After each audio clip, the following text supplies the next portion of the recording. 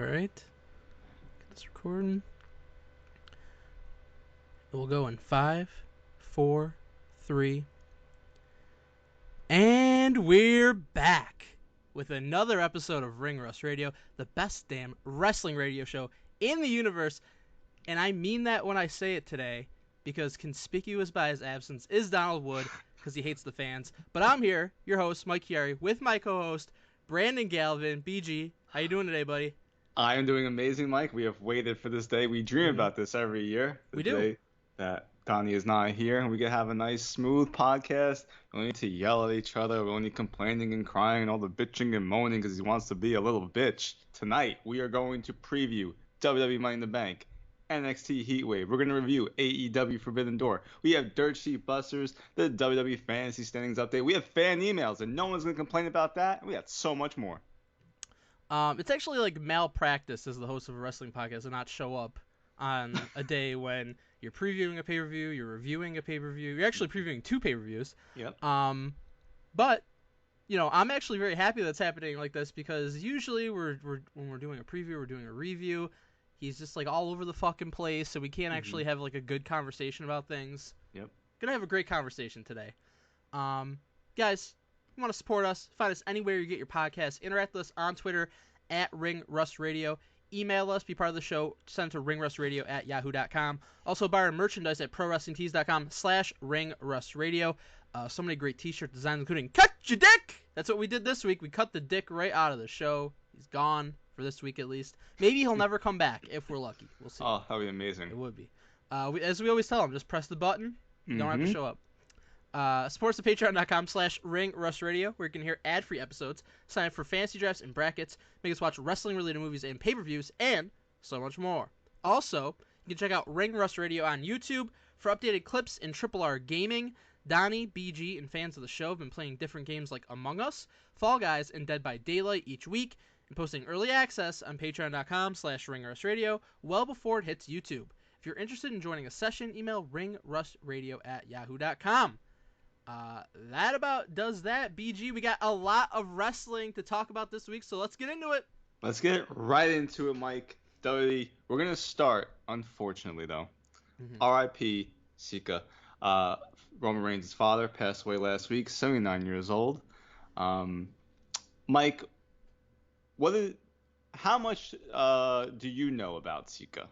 Because you're the historian of Ring Rust Radio. Donnie doesn't know anything. Right. I didn't really watch from that time period too much, so my memory is a lot of just clips and the highlights. I did love when he came out when Roman Reigns was really just starting as the tribal chief character, and he came out in the match with Jey Uso. I love that match. Put the necklace on him. That was awesome. So that was so cool. Like, he's had monumental moments, but I didn't really watch his career, so I can't like sit here and talk about memories of him or anything like that.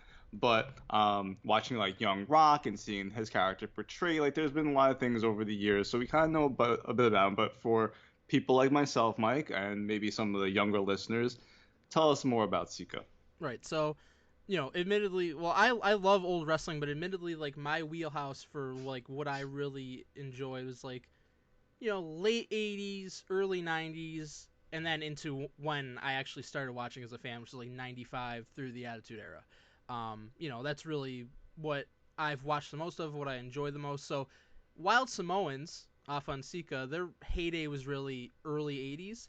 So I haven't seen a ton of their stuff, but I've watched so much stuff on the network over the years, like going back and watching like old MSG shows that they have from the 80s and even the 70s and stuff like that. So I've seen some stuff. The Wild Samoans, they really were like the heel tag team in WWF of the early 80s. Held the tag team titles 3 times. And during that time, like, you're not really having a heel world champion ever. If you are, it's for like a week or for like a month, and then they're putting over the next babyface. So you didn't have heels really holding championships during that time, but the Wild Samoans held those titles quite a few times. They were, they are an all-time great tag team. They're in the Hall of Fame, and even without them being a part of the Anoa'i family, which is obviously one of the most significant families in wrestling history at this point, their careers stand on their own, Afa and Sika, and they were deserving of being in the Hall of Fame. even some of the stuff I remember even most from Sika is like the wild. I think Afa retired like 84, 85, and then Sika came back for a little while as like a singles guy. He wasn't really doing anything huge, but I remember him being in like a battle royal at WrestleMania and stuff like that. So he had a pretty long and a very successful career, and obviously I think he's going to be most remembered over time for being the father of Roman Reigns, who's one of the Hmm. biggest stars in pro wrestling history, which is significant. But he had a spectacular career too, and when people talk about the Samoan wrestling dynasty, the Anoa'i family, he's a huge part of that. He's one of the patriarchs of that. And you mentioned Young Rock, like that. I think a lot of people, that was probably like their first real exposure to Mm. Afa and Sika, to the Wild Samoans, in terms of like actually seeing them, because they showed them on the show a lot, and they even showed them losing the tag team titles to Rocky Johnson and Tony Atlas, which was a huge moment in WWE history because they were the first black tag team champions, and I believe the first black champion of any kind in WWE history. So the Wild Samoans were part of that also. Wow. So Sika, huge role in the history of pro wrestling, both because of what he did and because of what he helped create with his Mm-hmm. family, and he'll always be hugely significant in pro wrestling because of that. Absolutely. And so I think this goes right into, everyone's talking about Roman Reigns potentially returning soon. I think everyone's kind of for the most part, earmarked SummerSlam. Mm-hmm. Um, and so I think that is perfect segue for us to go right into Money in the Bank predictions because we're going to start with the men's Money in the Bank match. And the reason I have this kind of as the interlude there, talking about Roman Reigns potentially returning, is because Jey Uso is in this match. Mm-hmm. Carmelo Hayes, Andrade, Chad Gable, LA Knight, and Drew McIntyre. Couple weeks ago, we came on here after Jey he announced that he was going to be in Money in the Bank, and we're like, hey, Jey Uso would be the perfect person to go and win Money in the Bank, and he would be a perfect candidate. But my thinking has changed a bit as we've gone along with the Bloodline storyline, because I could easily see him, as has been the past like year and a half, I feel like, with his career of just getting screwed over. Mm-hmm. And you do have now an interbrand pay per view. The Bloodline, all four of them are going to be there. I do not think that Jimmy or Roman Reigns are going to return, but you have Solo, Tamatanga, Tongaloa, Jacob Fatu. I could easily see someone coming in and screwing Jey Uso out of Money in the Bank, and that gets him now ingrained back into the Bloodline storyline. And so I'm going to say that Carmelo Hayes wins this. I think everyone would be a great choice. I could easily see Drew McIntyre winning with after everything that has happened with him. But I think this is going to main event, and I think having the Bloodline interfering and screwing Jey really starts propelling that storyline towards SummerSlam and getting Jey involved and getting Jimmy back and then Roman back. And so Carmelo Hayes, who was a first round pick, they did that one night with him and Cody, and as far as I'm concerned, they've done nothing with him really of any type of relevance. He's gotten actually owned by LA Knight overall on SmackDown. It's been another person in the long list of NXT call-ups that I feel have been screwed over with no real direction, nothing to do, no momentum. And so to get him back, he was a first round pick for a reason. Don't make it just be for that one night that he was a first round pick and that's all you're going to do with him. Let him go win Money in the Bank. I know it's putting him in a huge position moving forward, as he should be, because he's one of the best in the world. So that's what I'm going to say. So I'm really truly looking forward to every match on this card. I think this has kind of become the norm of Triple H's WWE 5 match card. This is an awesome card, I feel like, on paper. But the match out of all of them that I'm most intrigued by is the men's Money in the Bank match. I Mm-hmm. think the women's Money in the Bank match, a lot of talent in it, but we'll get to it in a minute. I think it's Mm-hmm. kind of cut and dry who's going to win that. I agree. Men's Money in the Bank, I absolutely agree. You can make a very strong case for all 6 guys in this match. Mm-hmm. You absolutely can. There's not one person that could win that would shock me. I guess maybe Andrade would be the least likely, but I mean, that could be the win that catapults him because he Mm-hmm. hasn't had that big win since coming back. So it wouldn't even be that shocking to me if he won. So I think there's a case to be made for all of them. Also, what's very interesting in this match is most of the guys in this match, I would say 4 of the guys in this match, there could be some form of interference to Yeah. try to screw Mm-hmm. them. You mentioned Jey Uso. with Mm-hmm. the Bloodline. There's Chad Gable with the Yep. Wyatt Six, or Otis and Tozawa. Mm-hmm. There's LA Knight with Logan Paul, Absolutely. and there's Drew McIntyre with CM Punk. Absolutely. So I wouldn't you, be surprised if you see them all. yeah, and that's my thing. Like, I don't think we'll see it all because I don't think they're Right. gonna overbook it to the point of 4 Yeah. interferences.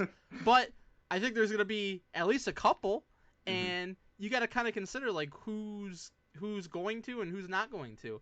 Um, I think Punk is going to, because it would be kind of strange for McIntyre to be dominant, and the only thing that's slowed him down is Punk, Mm-hmm. and for him to lose without Punk interfering. I don't think they do that. I think Punk does interfere. Yeah. And I think Logan Paul interferes and screws over LA Knight, because I think you want to build something huge for them for SummerSlam. So Mm-hmm. that kind of leaves the other 4 guys on the table as potential choices.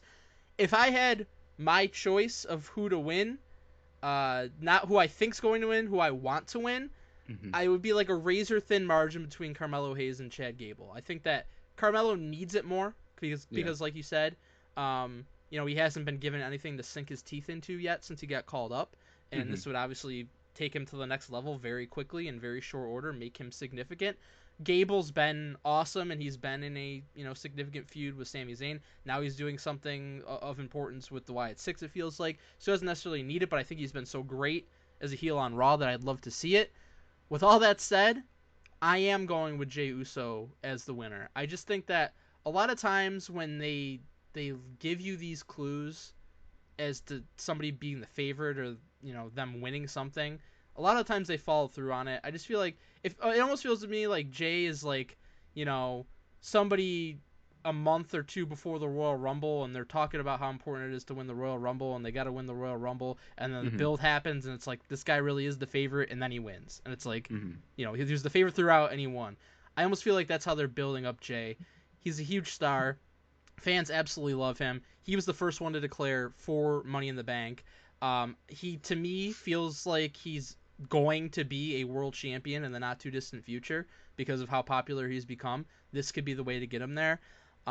So I am going to say that Jey Uso wins Money in the Bank. But of all the picks I'm going to make out of these 5, this is the one I'm absolutely least confident in, because, like I Mm-hmm. said, I think it's anybody's game in this match. Yeah, I would love for Jay to win because he has been screwed over so many times, and it's like at some point the guy has to win something. And I don't mean like Right. him as the guy is just when you were cheering for someone, same thing was happening with Daniel Bryan, so many others in the past, where if they just keep losing, you lose the investment of like there's no real reason to be invested in you because I know you're going to lose. Right. Now they've done a good job of how to make him lose, and that's why I'm just gonna go with that again of just keep doing it. But it does come to a point where it's like you got to win something, and Money in the Bank at least is something easy to have, and he can lose the championship match again Right. if that is what is needed. Drew McIntyre, I could see him winning, Mm-hmm. and I think it all depends on is CM Punk actually ready to wrestle a match at SummerSlam, or is he only really physically available to do some type of interference like he did at Clash, or get a little bit physical like they did on SmackDown? Because Drew could win, and then when he goes to cash in, CM Punk is screwing then, and it's even like a bigger fuck you to Right. Drew because Drew got screwed by Money in the Bank. Drew has the easy in to go win a championship, and then CM Punk comes out and screws him. It's like you son of a fucking bitch. Like Yeah. now Drew really wants to kill him even more. So it is a way to prolong that.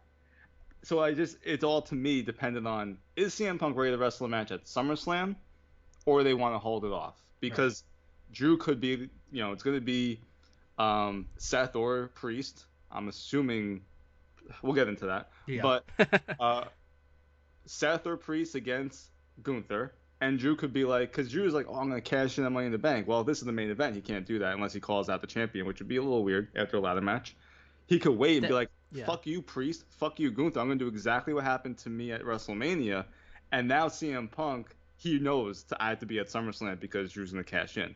Right. So there's a lot of different ways they can go about that, which I love about Money in the Bank. I love it about what's happening in this match itself because you do have people like Jay, you do have people like Drew who have these built-in storylines.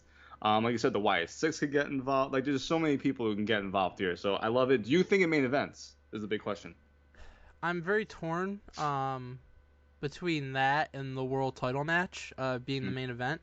Uh, I'm giving I'm leaning slightly towards the world title match, and it's okay. because of how I feel that's going to play out, being the main event. And I also do like the idea of having a world title match be on after Money in the Bank because Get it's the cash happened in. multiple times where there's been a Hmm. cash in that same night, and it leaves Yeah. open that possibility to be able to do that. Okay. So are you thinking this opens the show then?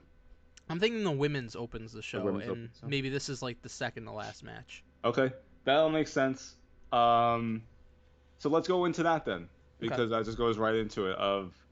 So you don't think there's going to be a cash in then because you have Jay winning. Right. So we know that Gunther is going to wrestle either Priest or Seth Rollins at SummerSlam. Hmm. So that's really setting it up. So is Priest going to beat Seth Rollins or is Seth Rollins going to beat Priest? And I want your early prediction on whoever walks out as champion of if they lose to Gunther at SummerSlam. Yeah.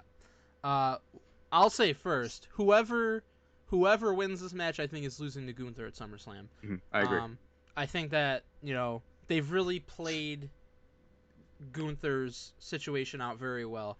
Had him have the record-long title reign, lose it to Sammy, bounce right back by winning King of the Ring, and then he can go right into that world title reign. I Hmm. think it's how if you told us how are you going to book Gunther coming out of that, I think that's we would have done the same thing. So Yeah, I think they've done a great job with that. This absolutely. match, um, I don't think it's a slam dunk because they've teased Gunther against Priest, Hmm. but I just feel like if you're building out the best SummerSlam card you possibly can, then Seth Rollins winning makes the most sense. So I am going with Seth winning. I feel like I've really liked how they've been teasing, dissension within the Judgment Day lately, especially on this Monday's Raw. You have Priest kind of telling Balor like I don't know, and going back to your theory that you mentioned a couple weeks ago that I think is absolutely true that Balor's the one that's working with Liv Morgan. Hmm. Um, you know, basically Priest telling him like I don't know, what's going on here, but you need to kind of get your head out of your ass and stop inviting her in here, and you know, and then Balor kind of fighting back and saying, well, I thought you didn't need us because that's essentially what Priest said last week when he agreed to that stipulation that he's out of Judgment Day if he loses, and I think that's another big thing that's playing into this, Hmm. because we've been saying for how long that we thought that Finn was eventually going to be turning on Priest because Priest, ever since Rhea went out, he's been acting like he's the leader. Hmm. Obviously, that hasn't sat well with Balor. So there's a lot of moving parts, a lot of really good storytelling going on here. And I think what we get at the pay per view is, Finn's out there at some point in the match, even though Priest told him that he doesn't want him out there. Uh, Balor ends up being out there. He ends up costing Priest the match. Maybe you can't even tell at first if it's meant to happen or if it's an accident. But Rollins wins the match. He wins the title. We get Rollins against Gunther at SummerSlam, which is going to be a spectacular match. And then I think Balor kind of removes all doubt about what his intentions were, attacks Priest afterward. Priest is completely out of the Judgment Day. Priest does not have the title anymore.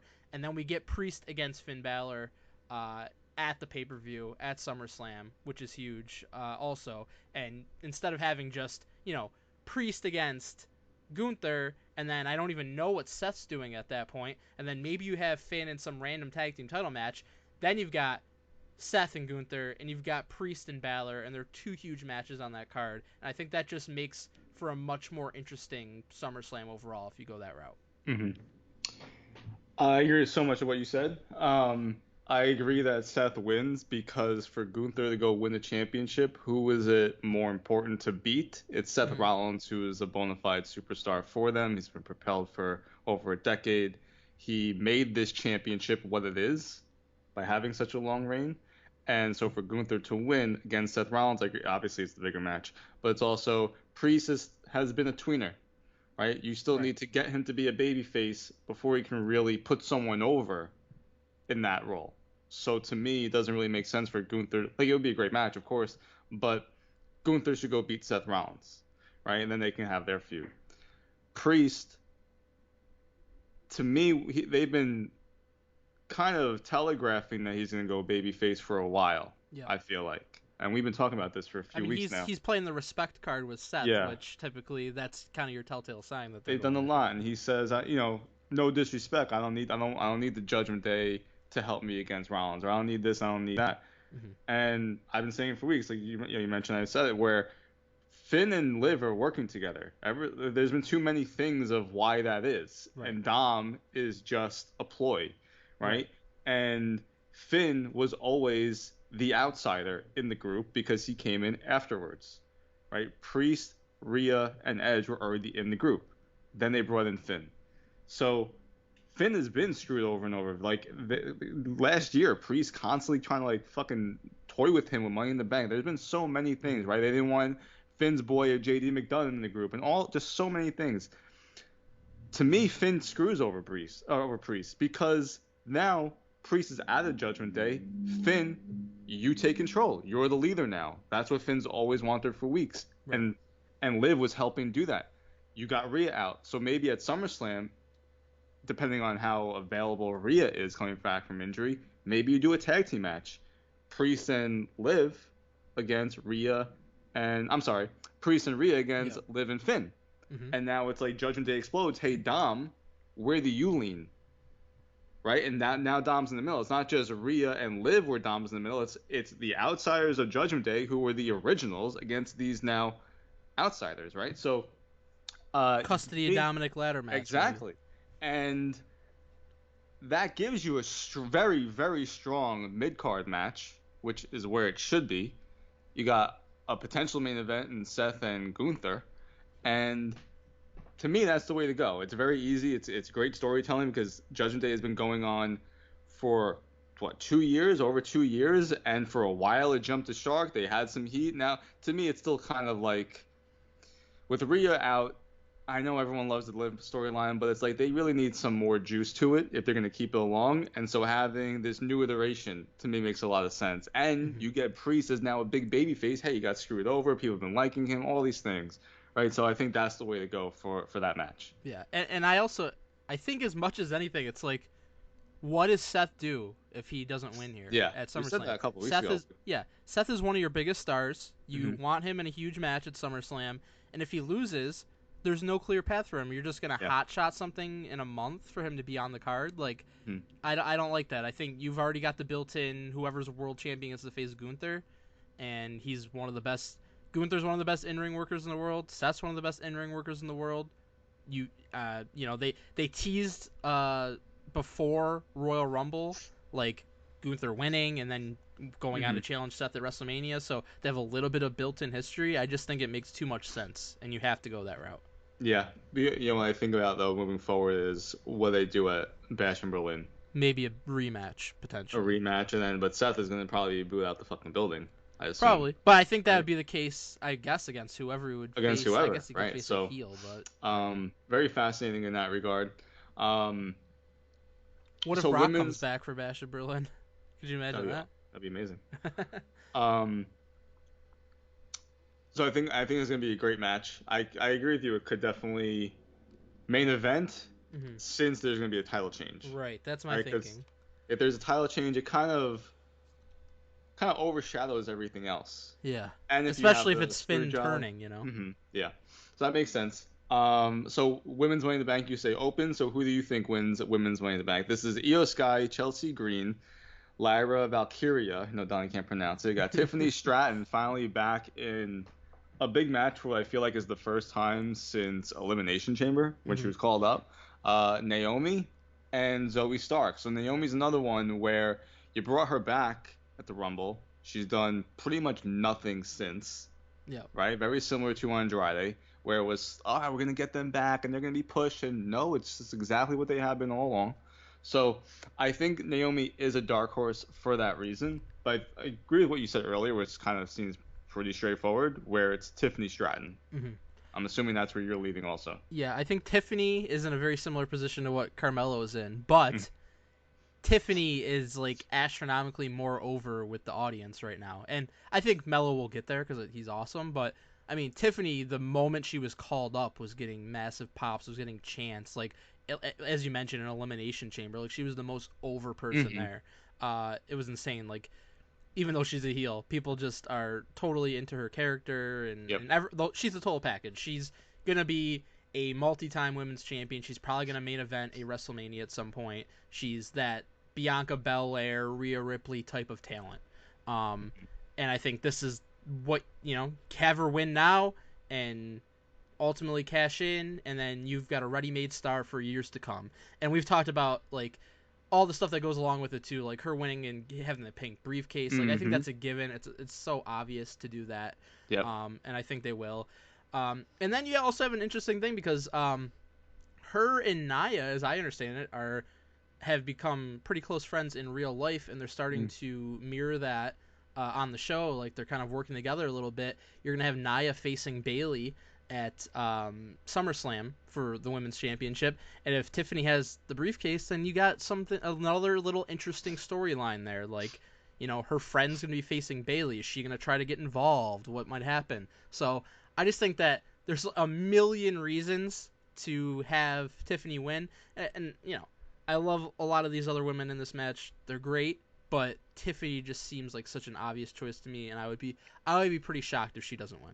Absolutely. I think what you do moving forward with someone who has the briefcase is very important, like what Priest did, and they had different type of briefcase. Yep. They just so much goes Sets along you with that. apart. It's Yeah. yeah. And obviously could see that with Chelsea Green doing something very fun, but I think Tiffany at this point in their careers, it's more important to elevate her and that she should win this match. I could also do the same thing with Naomi, but with Tiffany, I just think that's the way to go. I think Yeah. it's pretty obvious. Um, so maybe they do go a different route, but I would give it to Tiffany. Yeah. And so one that is to me very much 50-50 is the IC Championship. Yeah. It's Sami Zayn and Braun Breaker because they did an excellent job last night building this match. Hmm. Good promos by both. The had a good back and forth of action that George Cruz doesn't really know about. Um, but Sammy leapfrogging Braun's That spear. was They've been great. setting up this camera shot for weeks and weeks. He's done this to people, and so it's become his thing. And Sammy being aware of that after already taking a spear. Right, Yeah. I was surprised he even was able to do that. They let him do that after a spear.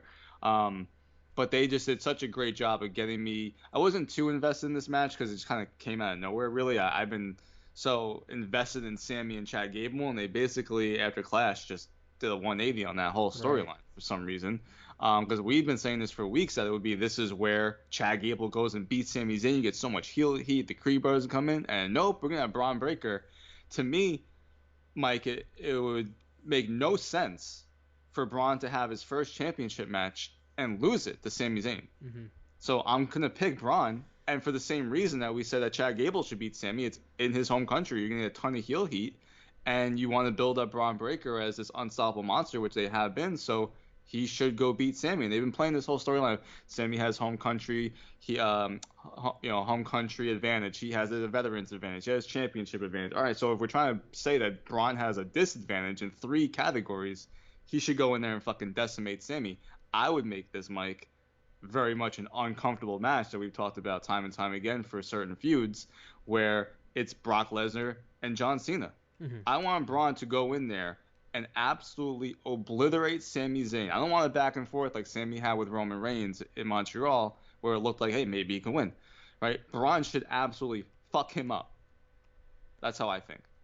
I agree that I think aside from the men's Money in the Bank match, this is definitely the toughest one to call because Sammy, he hasn't had the title for too long of a time. He just won it at WrestleMania and he beat Gunther in order to get it. And then you have Braun Breaker, who's like their next blue chip top guy, and you don't want to have him lose. And he has lost a couple matches, but it was like by DQ, people interfering and stuff like that. Other than that, he's still undefeated on the main roster. Um, I just feel like unless you have some kind of a plan for somebody to interfere, you can't have Braun lose because he has been portrayed as a dominant force, just like he was in NXT. Um, and I just there's nothing that makes sense to me. Like he's had like a little mini feud with Kaiser, but he's heard he had like a little mini feud with Sheamus, but I don't see Sheamus being involved in this in any way. He just lost that Money in the Bank qualifier, so I think it's gonna be a straight up match. And if you're doing a straight up match, I just can't see the logic in having Sammy beat him. And really, it's if Sammy loses, it's not a big deal whatsoever because Hmm. Sammy is the ultimate underdog babyface. He's beloved. He overcame the odds to beat Gunther, and he doesn't need to hold the title for a year. Not everybody needs to. Hmm. Honestly, he's better off if Braun beats him, and then he has to try to rise from the ashes and come back and try to beat Braun and be the underdog coming from underneath. That's better, I think, for his character. So I would have Braun win. I'm not gonna say like Brock Cena type, but I do think Braun is going to dominate the bulk of the match for sure, as he should, because that's the way his character is, and Hmm. Sammy is the underdog. But I do think, Sammy's going to have his comeback, and he's going to have the fans thinking that he's going to win, and it's going to look like maybe he's actually going to pull it off, but then Braun ultimately does overcome and beat him and wins the title. And, I think that kind of skyrockets Braun to the next level because technically he was called up like February, and then they did Hmm. the draft and he moved to Raw. But he still feels like he's new on the main roster. So to win the IC title that quickly, I think tells you're telling the fan base like this is the next guy. He's gonna be a huge star. And to do that in hostile territory, quote unquote, in Hmm. Canada where they're gonna be behind Sami Zayn, I think it makes it that much bigger, that much more impactful. So I agree. I'm going with Braun. I think he should win because, like I said, as great as Sammy is, as much as we love him, he is so popular that he's fine if he doesn't have the title. If Braun loses this match to Sami Zayn just straight up, I think it hurts him a lot because of the way his character is. Hmm. Yeah, Sammy overcame Gunther, who was the most dominant IC champion of all time. Braun Breaker is presented different dominance, right? Mm-hmm. You just overpower people, you injure people, you hurt people, you put people out of the fucking company, Yeah, you force which them to we'll go to get into. AEW. Yeah, right. So it's like for him to just lose, you lose all your aura, Right. right? We like to throw this word aura around. You lose all your aura if you just lose to Sami Zayn, and it could have been any, it could have been doesn't have to be Sami Zayn, it could be anyone Yeah. in that position, right? The way they're presenting Braun is a new Brock, so he should go win. Um, so he's the unpredictable badass, and we got people with other nicknames in the next match. The Bloodline The against, MFT. yeah, the MJF. The Bloodline against Cody Rhodes, Randy Orton, and Kevin Owens. Star-studded match. Mm-hmm. The most on the card. First, I want to hear from you on which three people Mm-hmm. are going to represent the Bloodline because I have my theory on this. Meltz claims Mm-hmm. that it's gonna be Solo, Tamatonga, and Tongaloa. I disagree with I that. disagree as well. Okay. You just had Jacob Fatu make this huge, impactful debut. I Yep. think that he's, from what I've seen of him, I think he's kind of clearly the best in-ring worker of that group. Um, Hmm. so I would be taking out Tongaloa and putting Jacob Fatu in, and that's my expectation. Yeah, I think that's your three That's fair. best wrestlers, in-ring wise, going against Cody, Randy, and KO. See, I lean a different way. Taking Solo out. I take Solo out Mm-hmm. because he's the tribal chief, Right. and he rules differently from Roman in that it's all about like chaos and vengeance, and he's unpredictable, and he kind of presents himself of being like a Don, right? Where you Mm-hmm. don't really get your hands dirty until you need to. And that is something that Roman did a lot of. He would send Jay, he would send Jimmy, he would send Solo, and then finally he would come out. And so I think you do have to have Solo try to do some things that Roman did. And I do think that you already have a lot of star power on the other side that you could take him out where he can be the one who, if he needs to come out and interfere on their behalf, he can do that. But Tamatanga, they've done a great job presenting him. Jacob Fatu, so far, they've done a great job presenting him, but you haven't seen him wrestle in the match so far in WWE. You don't really know that much about him. You don't know as much about his in-ring skills at this point. Tongaloa, they had they presented him well, but another one where you don't really know. Mhm. So to me, this is a good time to showcase them of why they're so dangerous. And we've already seen Solo for years and years. He was the enforcer. Even though he had the whole losing streak, he was the enforcer of the bloodline. So we know what he's about. And now it's a different character. So I would have him out of this match. And maybe he's the one that interferes and helps them win because, as far as I'm concerned, the bloodline should win. And you are setting up clearly Solo against Cody, Yeah. right? And so I personally, if I'm booking this, I don't really want Solo and Cody to mix it up too much because I don't want to give that away for someone. I want people to want to see that. So if Solo comes out and screws over Cody at the end and Jacob Fatu destroys Cody, okay, now we're setting up SummerSlam. All right, so that's how I would go. Yep. So, firstly, I like the fact that they're not telling us because Hmm. if in a real life scenario, you would want to, Yeah, absolutely. your opponents not to know what's coming at them. It's Hmm. like, the Freebird rule, like New Day would do. You wouldn't know who was going to be defending the titles until it happened. So it makes sense from a competitive standpoint. Hmm. Um, I don't think it's outside the realm of possibility that your idea happens. The reason I'm saying I don't think it will is because I think Solo pins Cody Mm-hmm. because then it's an indisputable I see. fact that he should be getting the title match at SummerSlam. Hmm. The Rock pinned Cody night one of WrestleMania, and eventually we're gonna be getting The Rock and Cody at some point.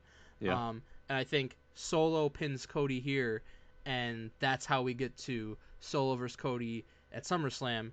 And by the way, I think that's where Roman comes back after the Hmm. fact. I agree. Um, so I that's why I have Solo being in the match, just because I feel like that's the most impactful way to win it. If you're gonna to end it, if you're gonna have the Bloodline win, which I think you should, Hmm. because I don't think there's any doubt we're getting Cody versus Solo, and having Solo actually get that pinfall, then he deserves to have that title match. Hmm. Do you see a scenario with this main event, considering the No, I angle? think the only scenario where I could see it main eventing is if Roman was coming back, and I don't think that's happening yet. Yeah, I agree. Um, I could see this open the show. I could see Yeah, a would not be similar shocked. situation of Backlash where, yes, that opened the show, but doing it in a different way, where they get like you have backstage footage of show starts, they're already in the fucking parking lot brawling because they Hmm. can't control themselves, and it's like get the fuck to the ring and start that match, or they just make their way brawling into the match and or into the ring, and they're like, all right, start the fucking match, we can't get around this, right? Right. I could definitely see that happening. Plus, it's going to be, it's 6 man, so really there's no rules. Right. So My it's theory of the ladders and everything. women's ladder match opening is just based on history of History, a of lot of course. times one of the ladder matches opens the show, Absolutely. and like the other one main events or is in a big spot. But if they don't go that route, I think that would make the most sense as the opener for sure. Hmm. I agree with you that Roman returns at SummerSlam, not here, Hmm. especially everything with real life Yeah. happening. Um, the segment on SmackDown was amazing with Paul Oh, Heyman it was. getting destroyed. Yeah. I did not go to SmackDown MSG. Felt like they weren't going to do something big enough for me to get there. Like if it was a SmackDown 2 weeks ago, of like which was one in my opinion one of the best SmackDowns like ever. Yeah. I'm like, all right, a little upset I missed that one. I wasn't upset about missing the show, but I thought it was very smart to book that segment with Paul Heyman getting destroyed in New York, where you know he's going to be cheered 100%. Like Right. everyone in New York is going to love Paul Heyman, so they go and get that pop. Amazing segment. Jacob Fatu is fucking awesome. I love the whole thing of Solo's not telling Paul Heyman where Jacob Fatu is, and then yes, he is in the arena, and here he is, and everyone's acknowledging Solo, and it's just a totally different reign of terror than Roman Reigns had, right? Yeah. Roman Reigns was all about, for the most part, respect, Hmm. right? He didn't screw people over He until it wasn't was trying to time, intimidate right? so much. Solo is all about intimidation. He's all about being unpredictable. He is pretty cunning when you think about it. Like he is just trying to do things that Roman didn't do, and that really Jimmy was fearful of Jay becoming, and that the Usos did not want Roman to be at Hmm. all, right? And so I love, It's like the power going to his head. yeah, I love this iteration of the Bloodline. I can't wait for Roman and the Usos to get back together and to face them I do think that maybe Sammy dropping the IC championship in a couple of months goes and helps the original bloodline, and Hmm. they're coming back together. Like I'll help you.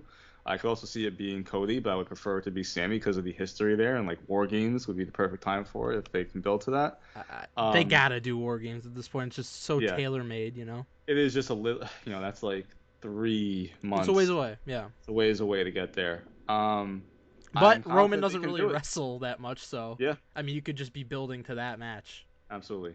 Um, that's my only hesitation on if it's too early for Roman to return at SummerSlam. Yeah, I think they just want. I think they would want the big moment Yeah. to close the show. Um, if Cody and Solo is the main event, like You you're need just something. like what's happening. It's Yeah, obvious. absolutely. Um, um, But yeah, looking forward to it. The segment was awesome on SmackDown. I can't wait to see this match. I can't wait to see what they do moving forward.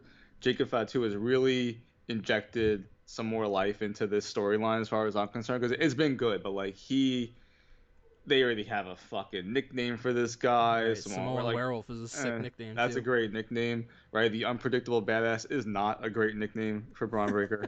But the bloodline, It's just I'm it's just like a bunch of adjectives of right. what he is.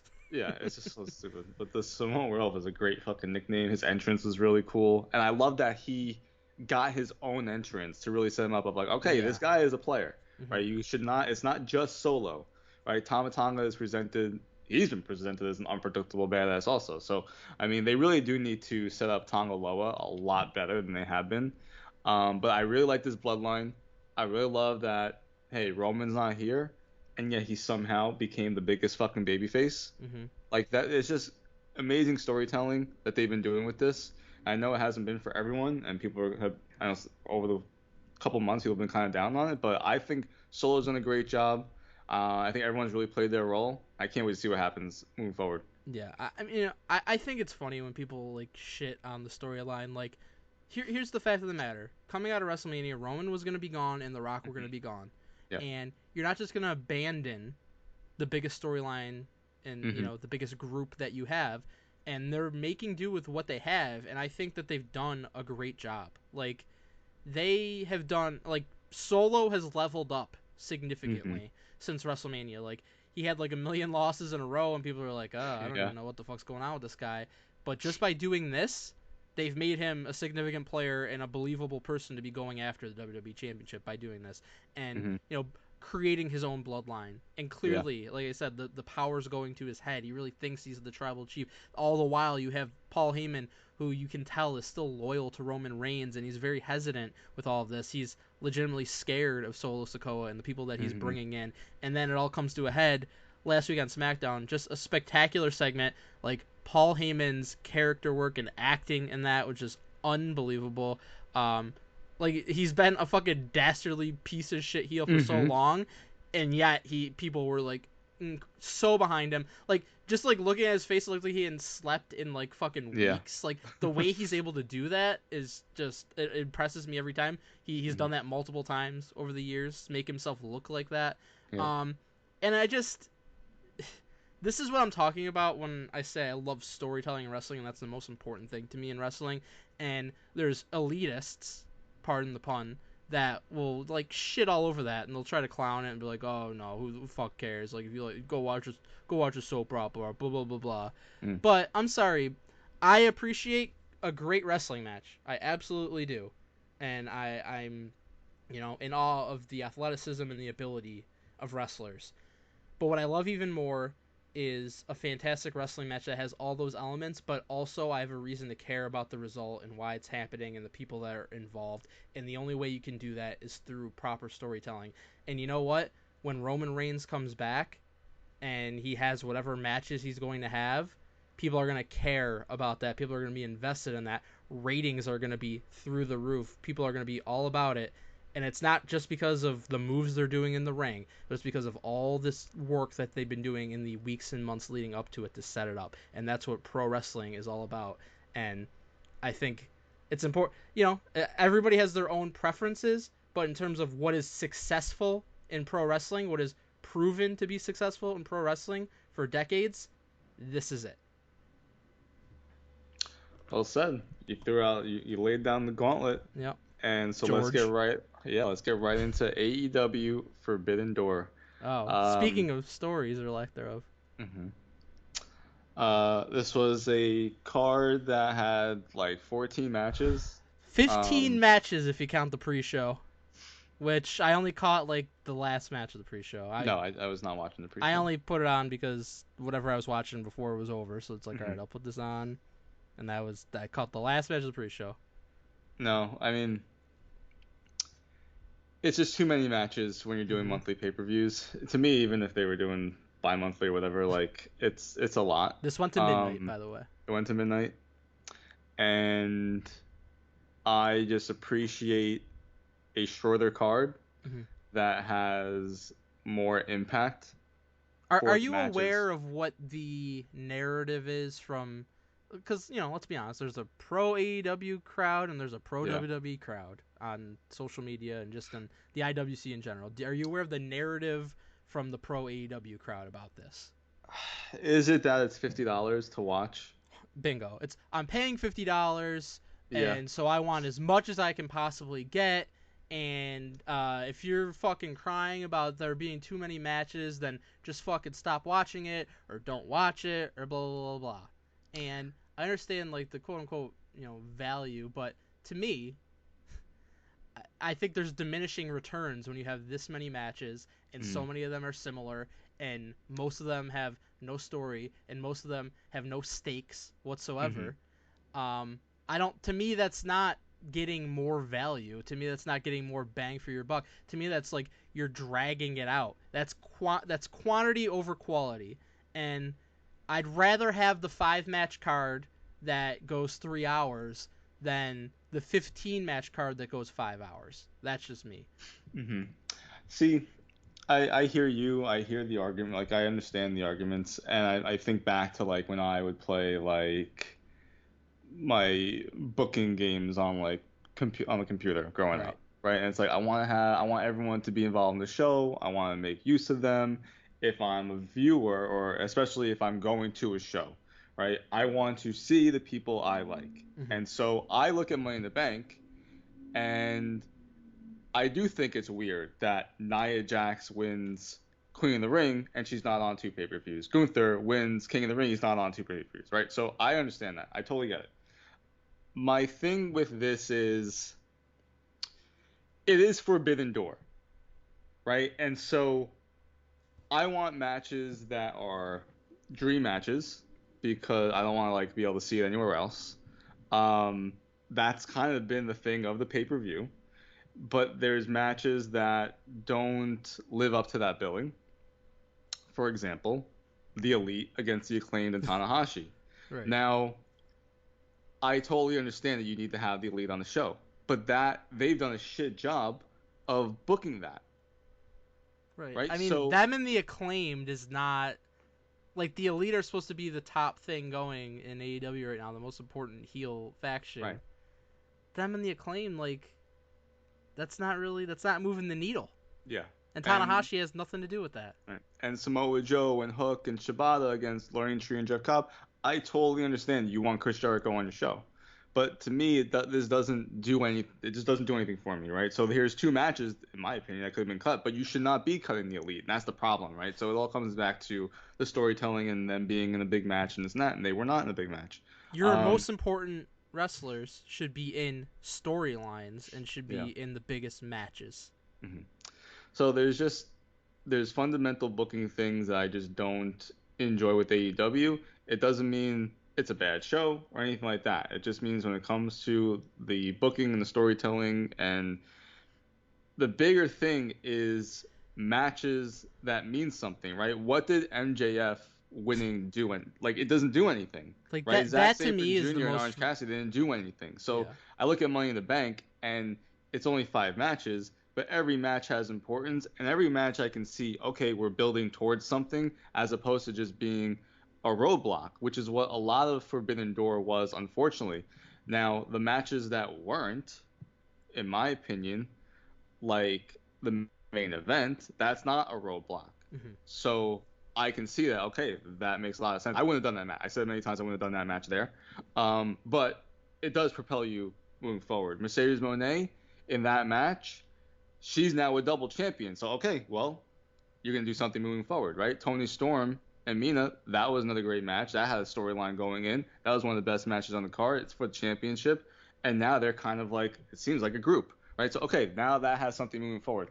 But like Zack Sabre Jr. and Orange Cassidy, that's not gonna do anything. So, And I like half the understand. show. I understand that Forbidden Door is something that's different from the rest of your shows and the rest of the year, and that it's basically supposed to be a card of dream matches, of crossover matches that you're not otherwise going to get throughout the year. Although what I will say is, because AEW is essentially just taking all of New Japan's top talent, is you're getting less and less of the ability to have these dream matches because most of these guys are on your roster already, Yeah. and and it's funny because it's like I see people like, oh man, Stephanie Vacour is awesome. AEW should sign her soon. Oh man, Mina Shirakawa is awesome. AEW should sign her soon. And I don't disagree that they're awesome and that you want to have awesome people on your roster and they're probably going to sign with AEW soon. But then again, then Forbidden Door pretty soon is going to be obsolete because you're going to have nobody left to have these crossover dream matches with. Yeah. And I just feel like their product like screeches to a halt around this time every year because you're not really. I mean, you're telling stories for down the line a little bit, but not too much, and you're telling very few stories for this pay per view itself. Part of it's because you're not having all the people on your show every week to be able to do that, Mm-hmm. and it just feels like you're just losing any momentum you might have had for the most part, with the exception of a few matches that are actually built to. Um, and I don't know. They haven't shown an ability to overcome that yet. Yeah. It's I love the concept of it. I think it's so cool, right? Like I just always think back to like if this was happening in the Attitude Era and it was like WWE versus ECW guys for Right. a night, that'd be so Right. fucking cool and having dream matches like that. And I love so I love the concept of it. I think it's great. I almost it's funny because like for last year they had All In then All Out in a week, And now they're gonna have it in and what 2 weeks though. now it's like yeah it's like 2 weeks, Yeah. but it's almost funny because for this show of all things it would make sense to have another pay per view like the following week where it's like hey I'm gonna have one card of just like 6 dream Mm-hmm. matches, and then next week we're gonna go back right into like our AEW storylines, Right. right? And you can have things that from Forbidden Door kind of help set up things at the next pay per view. So it's just funny that like they do have a pay per view in Forbidden Door that would set itself up to be better like that, but it just doesn't fall that way. Yeah. Nor kind of do I really want it to. I'm just saying like that would be the show to do it, right? Where you just have straight dream matches, and that is where really, in my opinion, Tony Khan does his best work. Is I'm gonna give you a match I know you want to see. Hey, you get there, it is what it is. But when it comes to just going to go see a straight match, that would be the time to do it. So I do think that for some of these matches, they did a much better job of trying to give you a story to care and project moving forward. But for like half the show, I didn't have that, and so Right. watching that show it just doesn't feel as impactful as something like Money in the Bank will next week. Mm-hmm. Um, the show, like it's a good show. It's a bunch of good matches. It just to me it goes too long.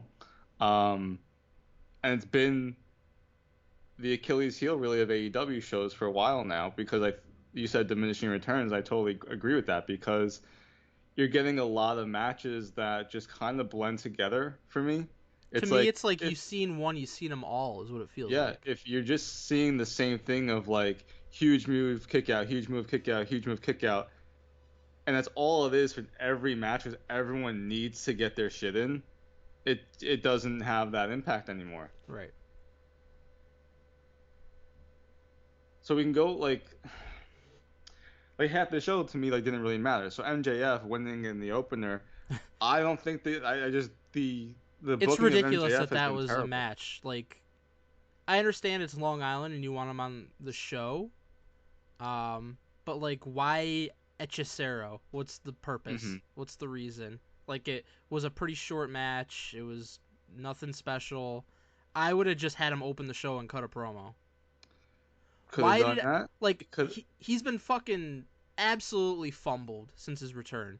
Yeah. He has the return. He kicks Adam Cole in the dick. He cuts a promo, passionate promo, and he's fucking around with Daniel Garcia. He's fucking around with Roosh. He's fucking around with Echicero. This guy should be only concerned about the AEW World Title, which was what he lost when Hmm. in his final match before he got injured, or Hmm. he should be worried about the group that fucking took him out and screwed him. And he's Yep. not worried about either of those things right now, No, and it makes no he's not. sense.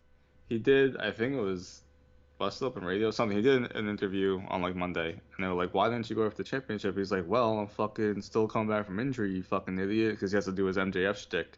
Right. And I That's was him. like, "But That's him then, covering for bad booking. right?" And that's my point. It's like, Yeah. well, that still doesn't make sense. Right. You should be trying to go after it, and then you're told on the show, you gotta get back in the back of the line. I'm a different champion. It has nothing to do with me. Swerve, Right. like if I'm Swerve, it has nothing to do with me. MJF, sorry. Go fucking work your way back up, or maybe instead of Tanahashi helping the Acclaimed, they have a mystery partner and it's fucking MJF. And That would now make he's a lot involved more in sense. the Elite storyline of like, okay, these guys are taking over this fucking company. Well, I'm the anti-authority guy and I don't fucking like authority. Fuck you, Tony Khan. Fuck you, the Elite. Fuck you, everyone. I'm gonna take everyone down because I'm gonna be the big baby face. Like, what is that? Right. Why isn't he involved in that then? So it's just the booking of MJF makes no fucking sense, and he's one of the best that they have. So it Yep. really kind of is irritating. Yep. Like you said, match was fine. All right, it's a fine match. I mean, Didn't they're need to all have. gonna they should all be fine matches. These are some like It's it's not a talent difficult at this issue. point. Yeah, it's difficult at this point in wrestling for these companies to like have a bad match because all these people are fucking awesome wrestlers, right? Right. You can go up and down any roster and be like, I can make a case that this guy is one of the best in the world. Hmm. Yeah, absolutely, because they're almost everyone is at this point. Everyone has so much training and they do all these fucking insane moves. Like it's amazing, right? So you gotta be able to do something to get you more interested in just a bunch of big moves for me, right? Yep. And for you.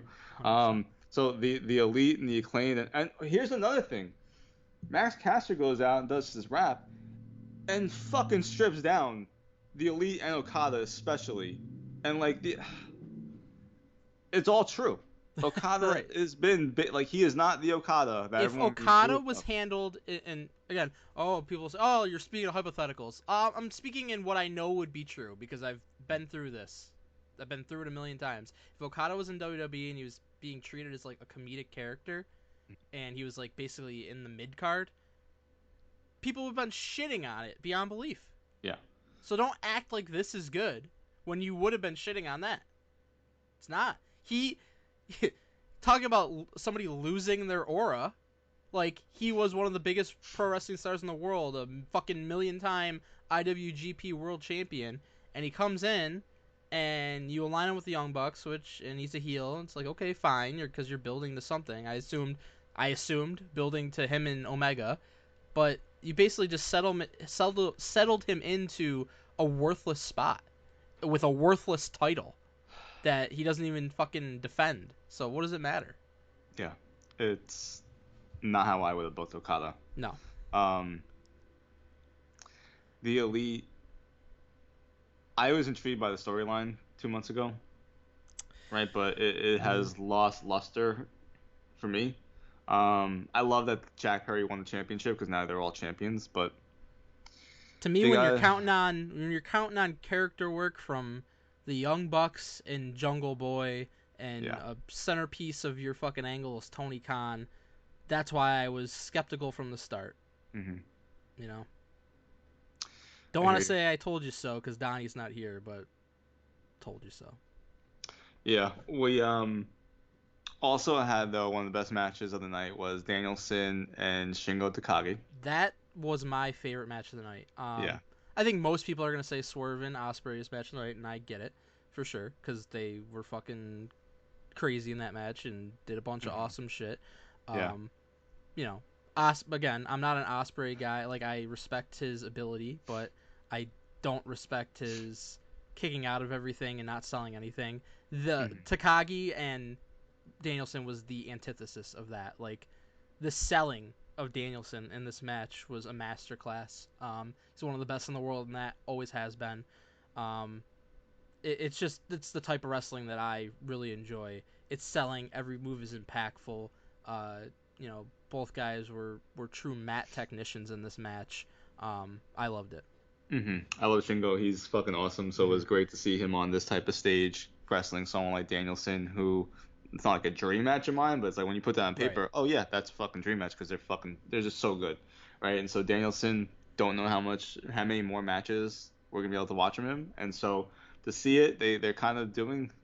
It started in that like Will Ospreay match at Dynasty where it's got this like fucking stinger now and he's hurt, and so they did it again here. So they're definitely setting something up for it. But this was awesome. Predictable outcome, not predictable ending. I thought it was a bit strange, to be honest. He didn't look like he tapped out, Right. but they That just was called the very weird. match. Um, I get like I mean, back in the day there was no tapping out, it was just like a verbal submission, but it's so ingrained now that you mhm, tap out on the match unless like both your arms are like trapped, but both his arms were not trapped, so I'm yeah, not sure why they did that, but but yeah, awesome match. I agree, match of the night. I mean, as you would expect, I do think there are a couple of matches that do rival it. Um, I do think the main event rivals it, but I agree with you about certain like the ending. It's like to me, you guys jumped the shark for no mhm. reason. Um, I actually really like Mercedes and Stephanie. Yeah, that I thought that was really good. that was maybe my second favorite match of the night. That was a great Yep. match. I have never seen Stephanie perform, but Donnie Hmm. kept saying like, "Hey, we saw her at the show in WrestleMania weekend. Like, you guys gotta watch it." I was like, "All right, can't wait." She's awesome. And she was great. And so Hmm. what you said earlier, like everyone says they should sign her. They should sign her. Someone should sign her and get her on national television. Um, Another predictable outcome though. Tony Storm Sure. also winning I predictable think outcome. that we predicted every match on this card, right? Pretty much. Yeah, I mean, we also predicted Samoa Joe getting in there with Jeff Cobb, but not in the way that they did it. They had No, this fucking they did it in a worse way. so much worse. I was looking forward to just Jeff Cobb straight up on a national fucking pay-per-view to go wrestle someone like Samoa Joe and have a banger of a match, and And instead he's it with the was learning just tree for no reason, and the yeah, learning tree is like fucking death to yeah, somebody to be attaching them. it was just an afterthought. Zack Sabre Jr. and Orange Cassidy. I know you're not a fan of Orange Cassidy. I like Orange Cassidy. Again, good match. It's a TV match, right? Like Hmm. it just doesn't have any real momentum moving There's no forward. like nothing will happen because of it. Hmm Not a single thing. Um, the ladder match was train wreck as you would expect. Fucking Yep. crazy shit. Um, the table spot with Keshida was awesome. Yeah, I mean he Um, hit that perfectly. He's yeah, awesome in the ring. He's awesome in the ring. he's very Still good. makes no sense that he was hugely popular and they put him with Callis and turned him heel. Yeah, they. I don't get it. I Jack don't know Perry why is they did. fucking horrible. Like in ring he's fine, but he ain't cut out for being this top heel that they think he is or want him to be. Hmm He and again, we were proven right with the CM Punk footage being the complete wrong call. They're not cheering for Jack Perry. They're not booing Jack Perry. They're chanting CM Punk at him. And what hmm is that accomplishing? Because the dude ain't in your company. He's a top star in the other company, and he's gonna be making a lot of money working with Drew McIntyre here. So, what did you It accomplish? it's very strange. But I do like that.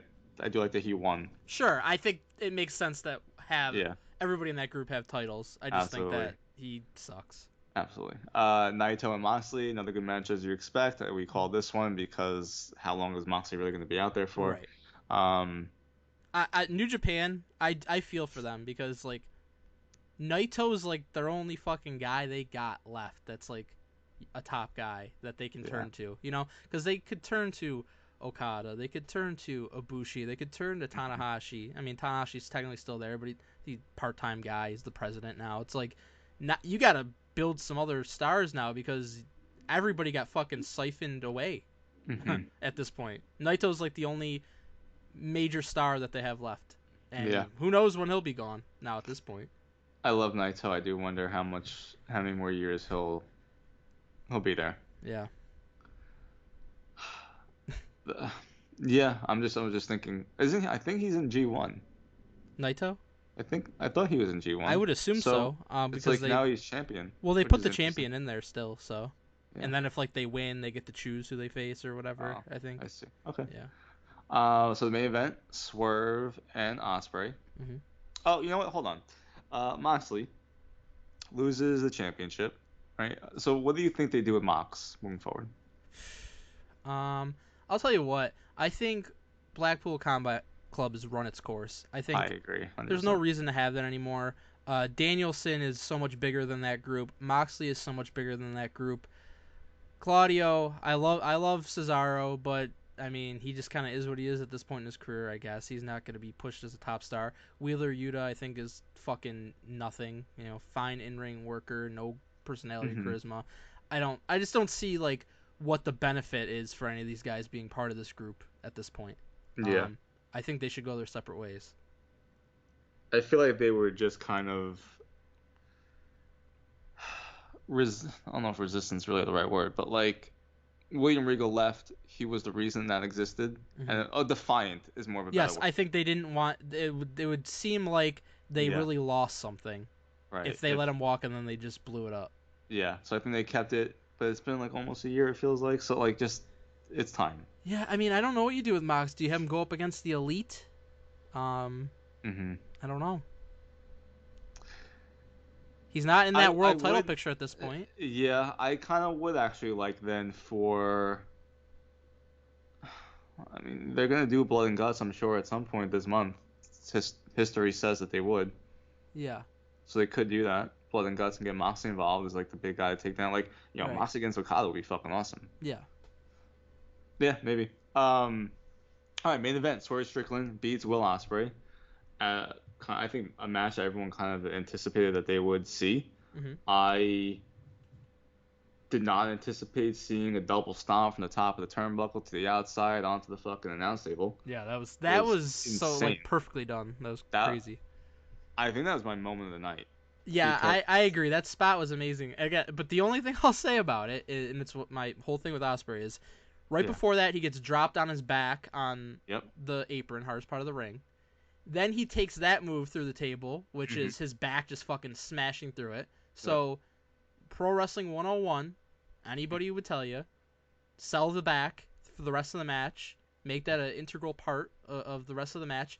Didn't sell it like he like didn't even really like hold his back or anything. Like no, like it wasn't even part of the story. It almost makes me feel like they didn't even make it part of the story because they know that even if they did, he would just like fucking hulk up and like be fine after 10 seconds because that's the MO of his matches. yeah, That's my issue with him. That's it. He's an amazing athlete, but the psychology to me, Meltz will say I'm wrong that he's the greatest of all time, hmm, but I think I understand wrestling psychology and it's not there with him a lot of the time.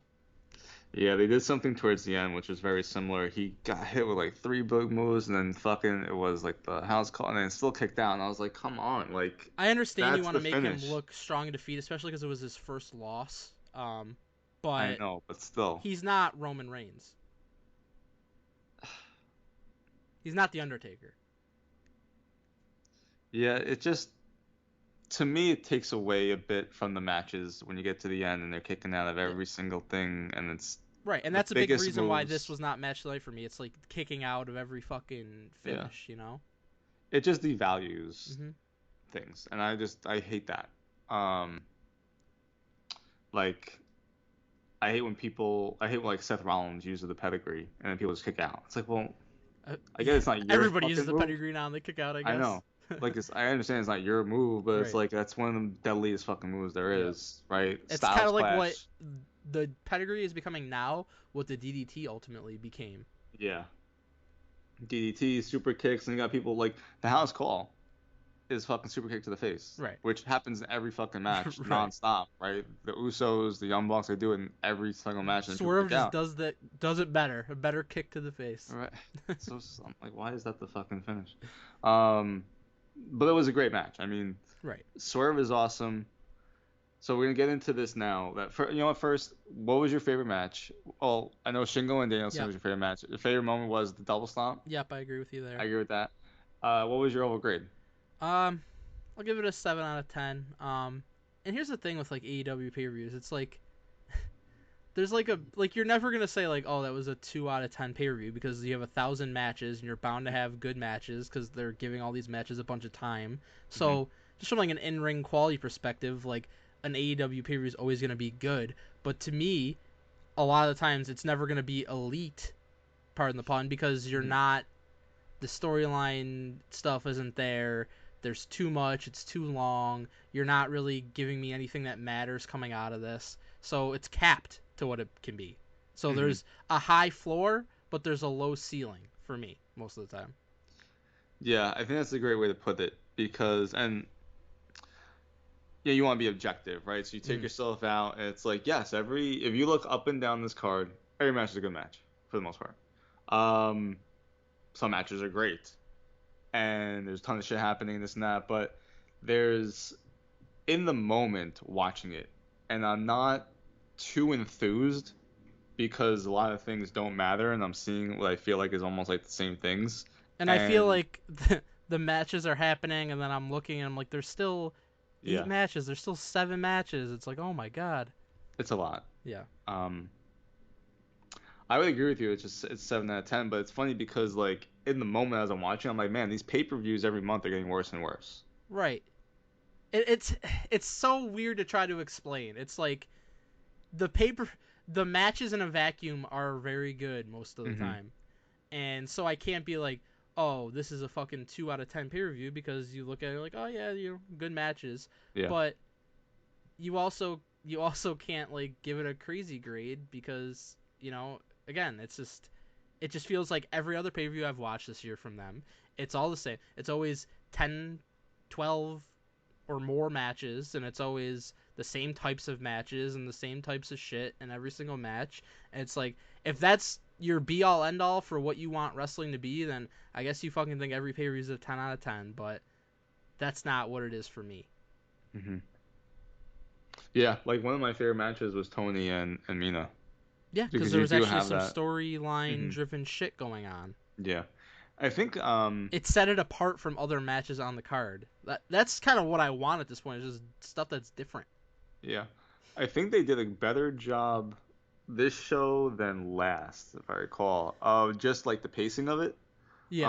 'Cause I feel Oh, like it like was last Dynasty that was Forbidden just it Door, was like last pay per view. I think it was Dynasty where it's Yeah, just I like the agree. second half of the show was really strong, but then the first half was just like, all right, let's get to the Right. fucking good stuff. There was Whereas more this stuff one, early in the show that actually like I cared about a little bit. Like, and Dynasty went, or whatever the last one was, double, or maybe it was oh, it was double or Double or nothing. Nothing. It Hmm. went to like fucking past 12:30 too. Yeah, I might be thinking Double or Nothing, whichever Yeah. one. Yeah. But like this one, you had Shingo and Danielson in the first hour. I was like, oh, Right. okay. Now, like I was that was probably the match I was really most looking forward to. I'm like, I'm getting the first hour, okay, and I still have Swerve and Osprey to look forward to a ladder match, Naito Moxley, the two women's championship matches. So I was like, all right, there's some. I thought there was a better pacing, maybe Hmm. not flow, but better pacing of like peaks and valleys here. Right. So yeah, I agree with 7 out of 10. I think that's a respectable grade for this. It is funny though, just because like you look at every match in a vacuum, and you could easily say if someone said this was 9 out of 10, I'm like, all right, fine, totally get it. But like in the moment watching it, wasn't as enthused. Right. But Ricochet reportedly contract expired yesterday, July 1st, so he couldn't get there to the pay-per-view, like people Dijak was wanted. backstage reportedly. He's also gone from WWE, Apparently, yeah.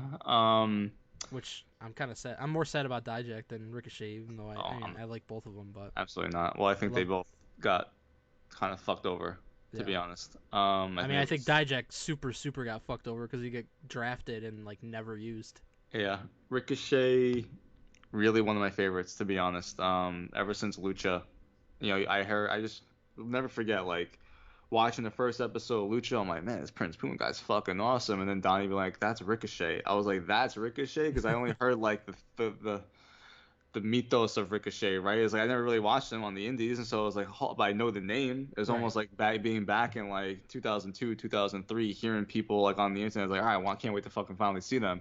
And that was Ricochet for me. Of like, that's Ricochet. It's like no wonder why everyone raves about him, and just kind of instantly became one of my favorites as Prince Puma. And then when he got signed to WWE and going into NXT, he was awesome, right? The fucking matches with Adam Cole where they had the fucking super kick, like there was just so much. I love the 630 is incredible. So I actually am very sad that Ricochet is not in WWE. That he wasn't pushed further.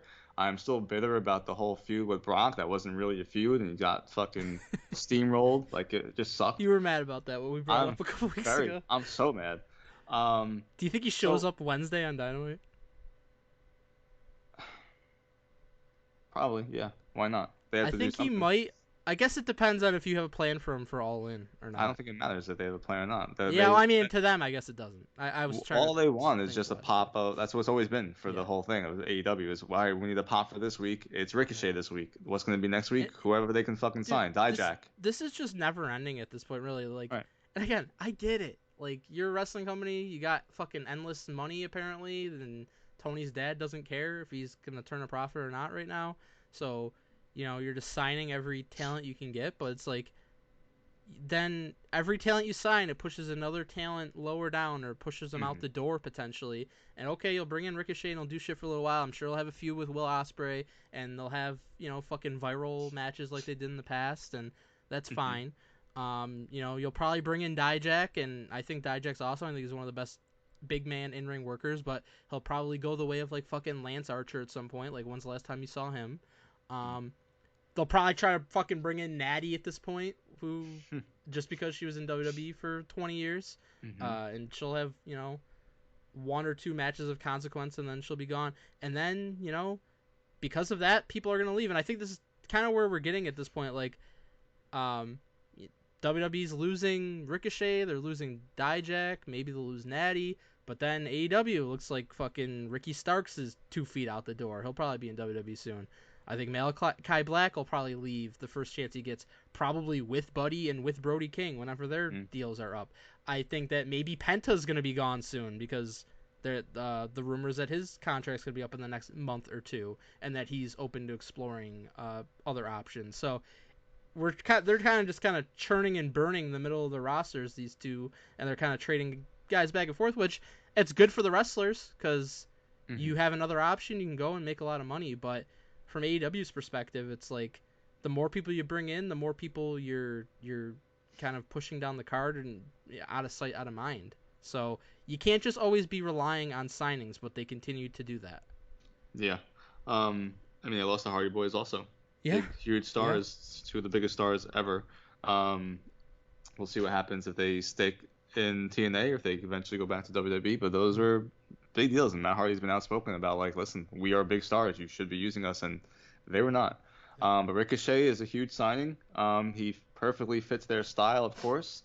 Um, I wonder if he goes right after Swerve, who right now doesn't really have a challenger because Osprey lost. There was some interference, but he did lose. Right. So, do they go with a rematch? They put Ricochet in there for a triple threat and the most like epic flippy triple threat of all time, which would be fucking gifts galore. And Mm-hmm. I want to see that. Like, did they do that all in? Do they do it on a big episode of Dynamite? Do they have Ricochet against Swerve on Dynamite that then maybe Osprey gets involved at all in? Right? It's a long way away to all in though. It's Yes, almost two over. months. Yeah, I was gonna say it's definitely over a month. Um, It's end of August. it's end of August, and so it's just they're getting to those type of matches are not the best thing in AEW. Just booking the match is the best thing in AEW, Right. right? So does Swerve do an open challenge and Ricochet answers? Fucking love it because I just want to see the match, right? Right. I'm intrigued by what they do with Ricochet. Do they give him a mouthpiece? Does Ricochet step his game up in that regard? I think he's, you hate him on the mic. I think he's a little underrated in the sense of just like he's not the greatest, but I don't think he's terrible at the very least. So very interested in seeing what happens. Right? Do they do something crazy and just fucking be like, hey, you're a heel? Like that would be wild. I don't think that happens at all. But Maybe he's part of whatever, who's ever's gonna be contesting the elite if they're mhm. doing blood and guts. I mean, Yeah, that'd be cool. because you can have him just jump off some fucking shit. That's Yeah, so. that'd be great.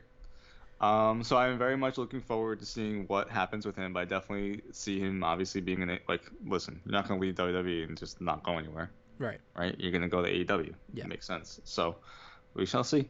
Very intrigued. Um. I Well, am still fascinated that he left, if this is real. Like, because I'm still holding out hope that he might not be gone from WWE. I think it still be storyline wise. Because they put so much emphasis on Ricochet getting destroyed by Braun and leaving. It's like, why would you do that if he's just leaving? Just fucking not book him. yeah. Um. I don't know. I guess it's been a tried and true thing also throughout wrestling history. Like, if somebody's leaving, you use him to put somebody else over. So I guess they Yeah. did that. And from his perspective, I think Tony's gonna give him a lot of money Mhm. because he wants a guy that was just in WWE and he wants a guy that fits his company, which Ricochet definitely does. And I'm sure he's got a promise of being in a bigger spot. And I have no doubt that at first he will be in a bigger spot. I think he's gonna be mingling with Osprey. I think he's gonna be mingling with Mhm. Swerve, and I think he's gonna be in that main event scene. But I don't see him initially winning, their world title. So then the No. question is, does he still stick around as a top guy, or does he fade into obscurity? Usually, they fade into obscurity there. We'll Well, see if history is that's the history. case or not. Yep. So. One thing we did not mention related to AEW, by the way, the pay per view, Britt Baker Oh, yeah. Well, returned. I don't know. Her and Kind of. I'm with you. It's gonna be her and Mercedes. I I was one of the first to say I don't think Britt Baker is that good because people were fucking all about her because Mhm. really she was just about all they had in their women's division. There's no doubt that the women's division talent they have now is significantly higher than it was at that time. Um, and people are, oh, she's incredible on the mic. It's like, well, she was better than what they had in the mic, but then over time, as you saw, she was repetitive on the mic and it was kind of the same thing over and over. And Mhm. in the ring, I think she's quite bad. So it's going to be very interesting. Like Mercedes, if you want somebody to carry somebody who's middling in the ring in the women's division, then Mercedes, that's your girl to do it. So we'll see what she can take Britt, what level she can take Britt to. But I don't know. I'm not looking forward to that. I understand that for some people that might be like a dream match, I guess, but it ain't for Mm. me. Yeah, I like Brit. Not a dream match, but I like Brit. I guess I kind of just forgot because like she didn't do anything. Right? She just And I'm walked. not a fan of that type of return. Like Yeah. like Triple H did that with Bray. He did it with CM Punk, where it's like you just didn't fucking do anything, Yeah. right? CM Punk, like Bray, at least he was fucking fired, Right. right? CM Punk was the first time in fucking 10 years you're back in the company in Chicago. Holy shit. And you swerved us with the bug at the end. So I totally understand that. But Britt, it's like you came out there and you just stood at the ramp and then fucking left. Like, well, there's girls in the fucking ring with 2 championships. Maybe go down there, maybe cut a promo, maybe slap her across the face, maybe do something, Nah, gonna stand right? there. Instead, you're just gonna fucking stand there and turn around and leave. Like, come on. Anyways, NXT, and that's another thing. You had this return. Is that going to be the match at All In? Because it's a long way to fucking get there.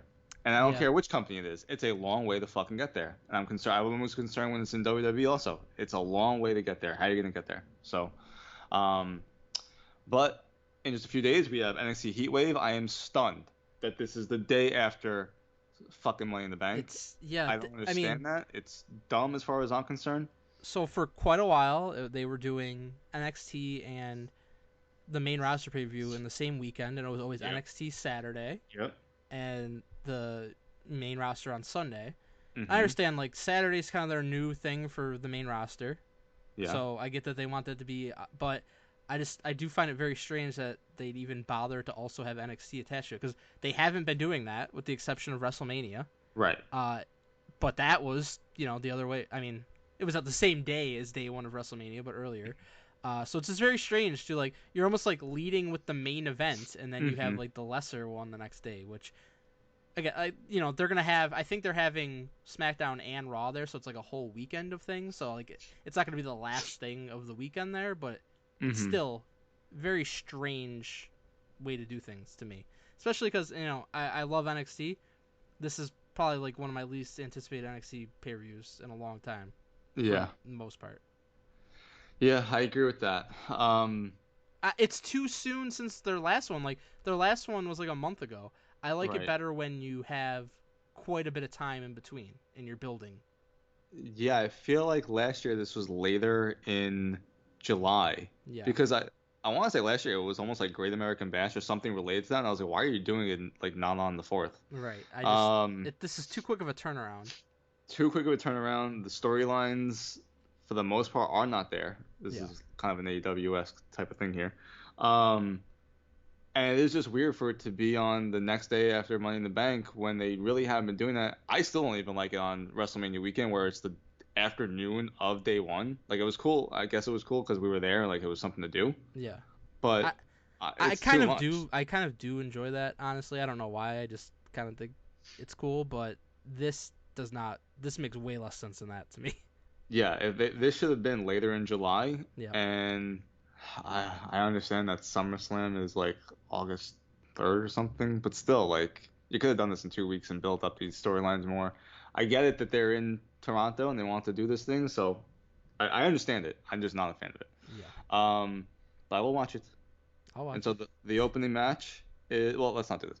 Main event: Trick Williams versus Javon Evans versus Ethan Page versus Shawn Spears. The Let me tell you, Mike, I love Trick. Mm-hmm. I look forward to his matches. I look forward to his segments. I have never been less excited for anything involving Trick Williams, I Yeah. think, since 100%. his debut as Carmelo's lackey, basically, right? Yeah.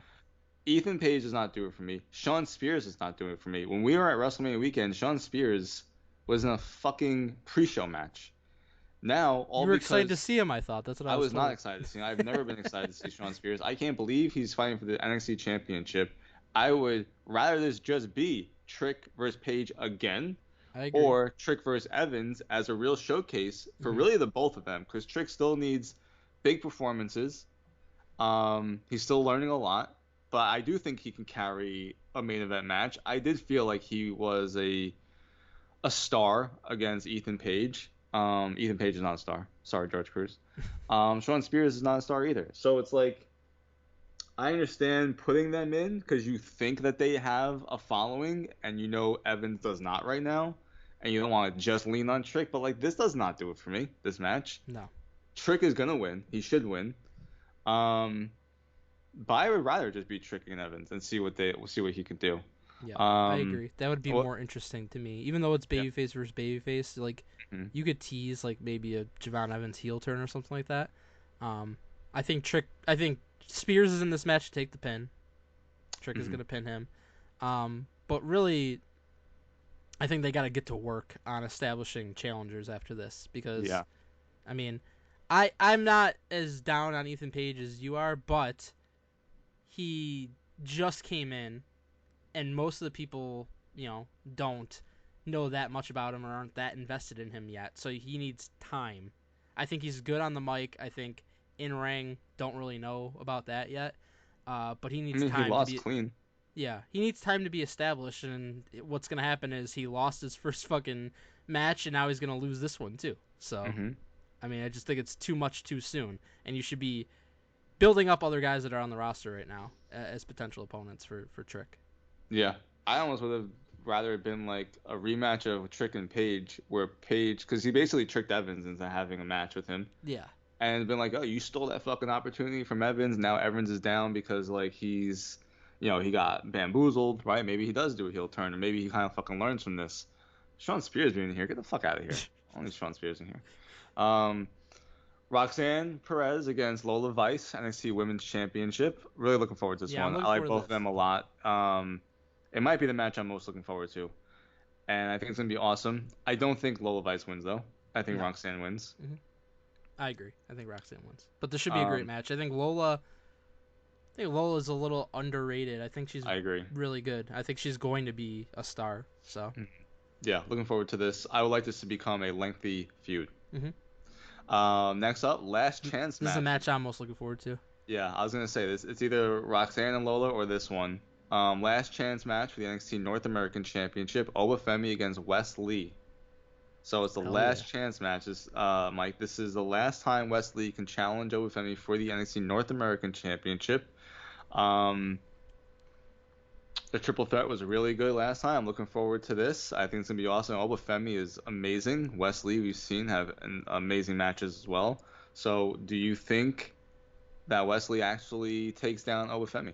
I do not, and Mm. I think Obafemi should be having a extremely long title reign. I don't Mhm. even know where he is at this point, but it's been a pretty long title reign. But I think he should be just absolutely down. He's basically their new Braun Robert. Breaker, but Yeah. even more dominant, Yep. honestly. Yeah. Um, Crazy. and he should be booked that way. So I think this match is gonna be awesome because it is true David versus Goliath. Wesley's Hmm. fantastic, but I would have him lose. And then maybe because he can't challenge for the North American title anymore, you can get him ready to challenge for the NXT title because Hmm. he's an actual star in NXT, very popular. The fans love him. He has great matches no matter who he's going up against, so I think he'd be a perfect person to be in that main event scene. A lot better than who we're getting in the main event scene in this Mm-hmm. on the show. I agree 100%. I could even see, a heel Wes Lee against Trick Williams Yeah. for a pay-per-view. I Yep. think I think you can get there. I agree with you about Obafemi, who is incredible. Like, I mean, just they just find people who are just fucking I awesome. think he should maybe be the one that ultimately does beat Trick I for was the gonna NXT say, title. and I would like it to be a very similar run that we're projecting for Gunther, Yeah. where Obafemi has a North American Championship all the way till maybe January, Mm-hmm. February. He loses, and then he takes down Trick, who has basically a year-long reign with the NXT Championship. Obafemi beats him next year at Stand and Deliver. I think that's the way to go. Other option is you could do it like they did with Keith Lee and Adam Cole, where it's champion versus champion. Like you can build it up to Oh, where yeah, Trick has that'd be beaten cool. everybody. It's like he's got nobody left to face, and Obafemi's like, well, you haven't fucking beaten me, and I've been Hmm. champion for way over a year. And then Obafemi wins, and he's double champion. And I think he would probably drop the North American Championship at that point, but I think Yeah, that'd be a great way to do it too. that would be cool. Yeah, love that. So next up we have Kalani Jordan. Is this her first defense? No, right? She had like One she on. beat Michan and Okay, on like that's an what I thought. episode of NXT.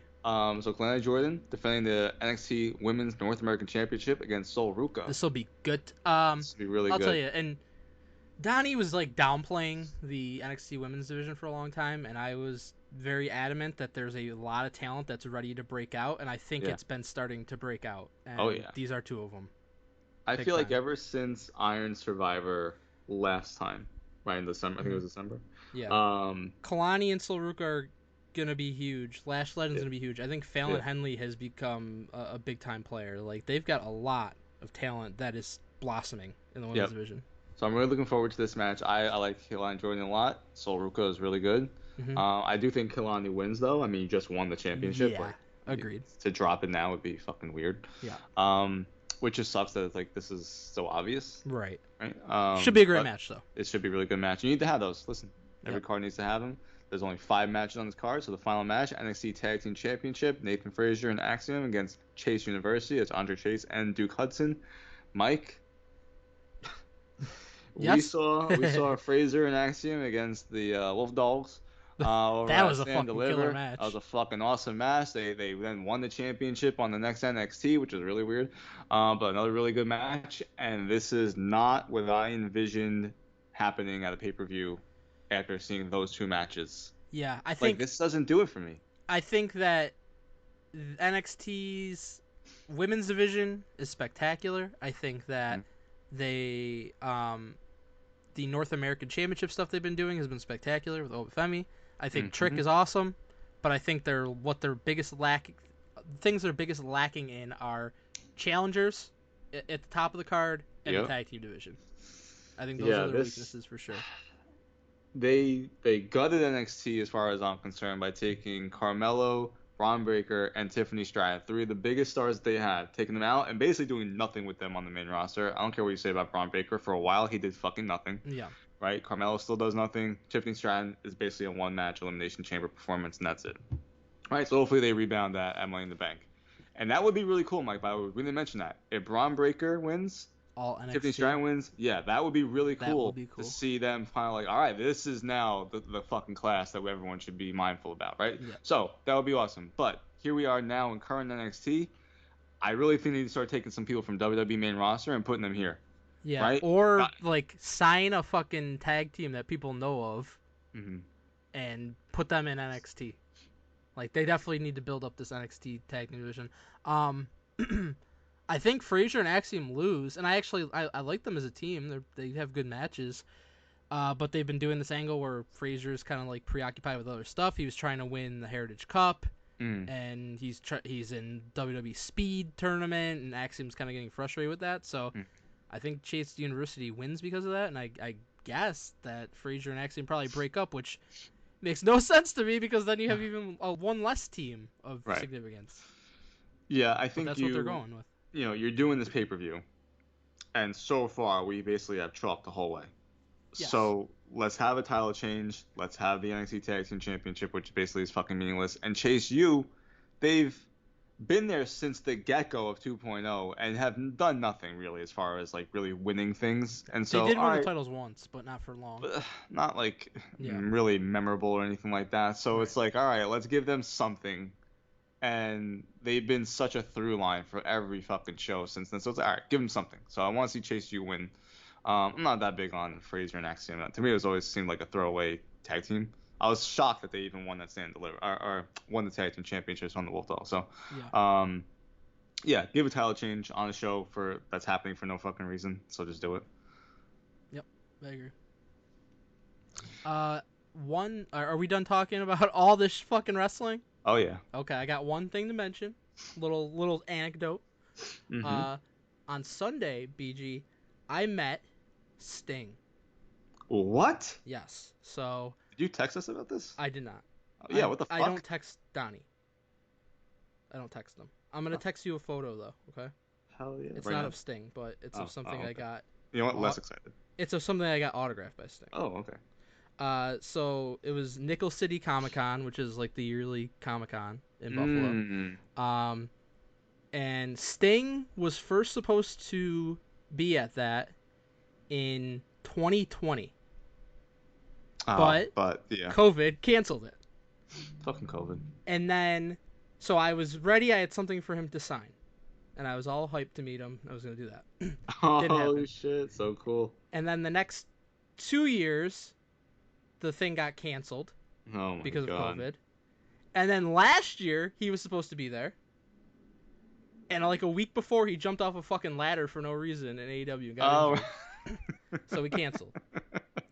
Oh my god. So this is 4 years in the making. And he finally got rescheduled again for this year. And since he's retired, he was there. And I got his 1990 WCW Galoob figure, mint on card, signed.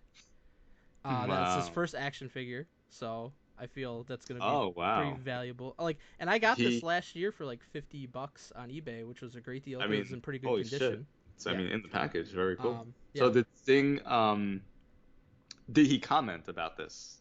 Like, was he a? No, Oh, because okay. I think I saw one other person like with it, so Oh, assholes. um, but he the line was fucking huge. So it started at like 10 a.m. The thing I got there 10 and got in, and it was already a fucking line forming, Mm-hmm. and they don't really give you like a good schedule. Like like when his like photo op is because they have like a professional like photo like, but I didn't Mm-hmm. do that because that costs additional money.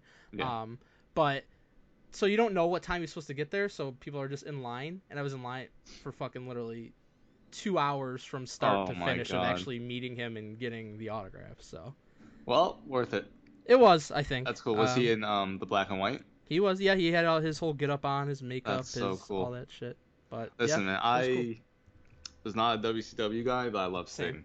Yeah. He was like whenever I would watch WCW, I'm like, that's the fucking guy. Like that's so cool. It was a Crow era, right? And then when he got to TNA, I was like, man, this is fucking awesome. So cool that he's here. And in AEW, like one of my favorites because he went balls to the fucking wall. He like put it all out there.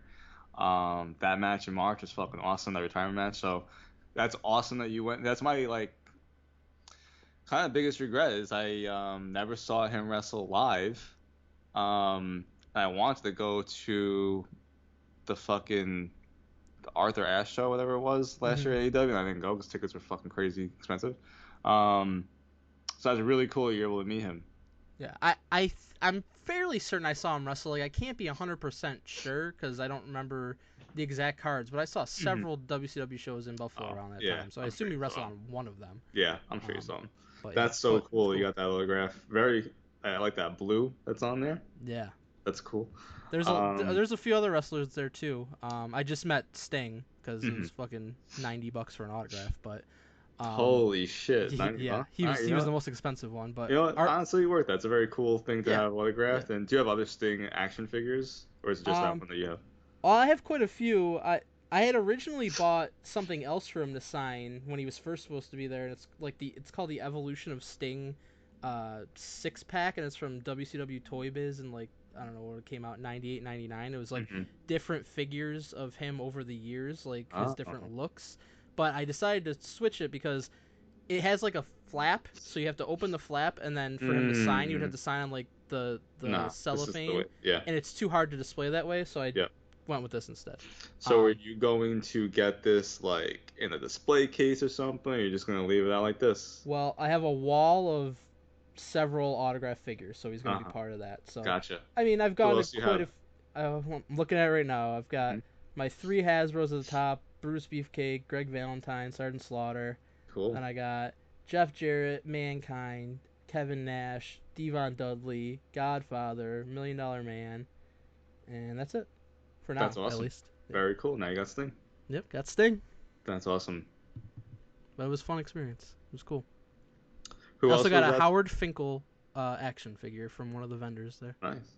Who else was at the show? RVD. What? Yep. You didn't leave with the most important thing? No, I was right next to him though, so I like watched him for 2 hours essentially while I waited for Sting. Oh, So, you didn't get to see him.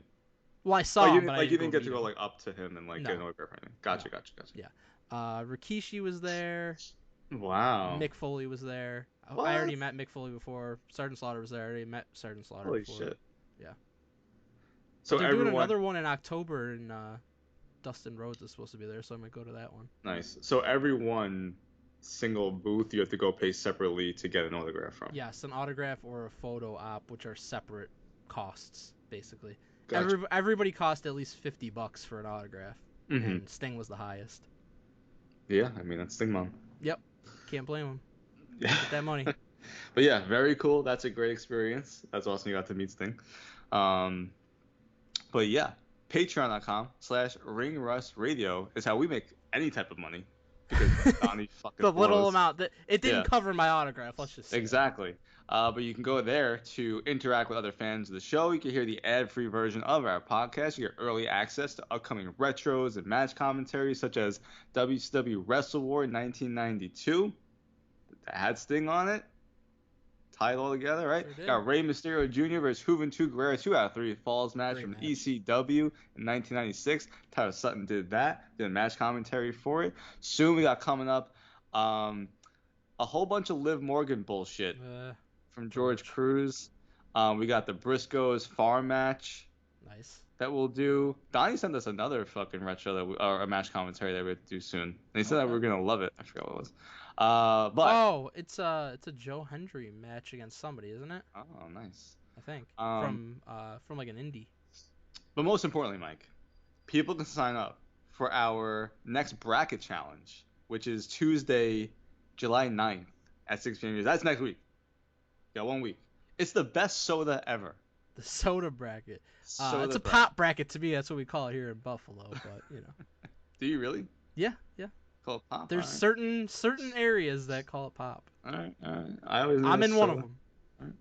them. But yeah, if you are a die-hard pop person, not music, but soft beverages, Sody pop. soda pop, you should definitely join us for this bracket. It's gonna be mayhem. Are you a pop drinker, Mike? I'll have diet pop sometimes, Diet but I pop. don't like. I honestly do not like full on sugar pop. This is like too much. How about dirty pop? Depends. It's just a reference. But yeah, not a big soda drinker. But our brackets are always mayhem. I can't wait to see. I'm sure people will yell. Yeah, you don't even know who's gonna show up sometimes. Facts. Hopefully George. Hopefully Donnie shows up. doesn't. I mean, nah, he has to be on. No, he doesn't. Um, He doesn't. We can record it. It's fine. But you know what else is awesome though, Mike? What's that? Dirt Sheet Busters without Donnie. Hell yeah. All right, BG. It's time for Dirt Sheet Busters, as you mentioned. I love it most weeks because Donnie doesn't bother to show up. He's a bitch. It feels even more special this week because he's not here at all. So I have to deal with his bullshit after it. I love it so much. Yep. All right. We're going to get started. This first one is from Fightful Select, and I got to say, BG, Mm-hmm. Sean Sapp, for whatever reason, was on one this week. He Yeah. has a lot of paying $5 for a lot of bullshit. Oh my god. WWE rehearsed a segment on its show. What? Do you believe that? I do believe that. Oh, okay. According to a report by Fightful Select, the CM Punk and Drew McIntyre beatdown segment was rehearsed and planned meticulously by WWE as they went the extra mile to ensure everything went perfectly. Oh, that's it? Yeah, that's You're it. done? Yeah, they rehearsed Hey, something on their show, as I said. you know what? Good for them. Yeah, yeah, good Because they, business, I they guess. nailed it. Really good That segment, was by the way. amazing. Yeah, smart idea to rehearse it. Yeah, mate. Keep doing it. Yep. This is also from Fightful Select. Jacob Fatu is a really nice person. Oh, I mean, I wouldn't know. Do you remember that from? Uh, I'm not sure which video game it was from, but it was maybe SmackDown Shut Your Mouth. But like the commentary was like they would just randomly say somebody like Mhm. Kane is a really nice person, Oh, yeah. and it was just like fucking awful, but it was hilarious. Uh, Unbelievable. this report made me think of that. Fatu made immediate good impressions within WWE and had a very respectful approach to everyone backstage. That's it? That's it. He's a really nice person. Oh my god. These are reports? Yeah, these are reports. Paid $5 for them. I didn't. Somebody did. George Cruz. I don't know if Jacob Fatu like tweets or anything like that, Not but sure. I wish he like did. So he'd be like, "No, I'm not." Just like you're a fucking idiot. By the way, like, what's even the point of this? Like, he's playing Right. like a fucking That is badass true. on TV. Yeah. And, like, he's a great guy who was really This is like respectful. Sean Sapp just trying to undermine the whole storyline, So really. stupid. This next one's from, you guessed it, Fightful Select. Oh my god, they're getting destroyed. AEW has plans for Sammy Guevara's return. Oh. Hope you don't want to know what they are. Oh, okay. I Well. legit don't, by the way. But in his Q&A podcast, Sean Ross Sapp revealed that creative plans for Guevara's return are being discussed. Here's a quote. I have heard that there have been talks, creative plans for him. A little bit outside the box stuff planned for him, which is good because I don't think you need him with Chris Jericho anymore.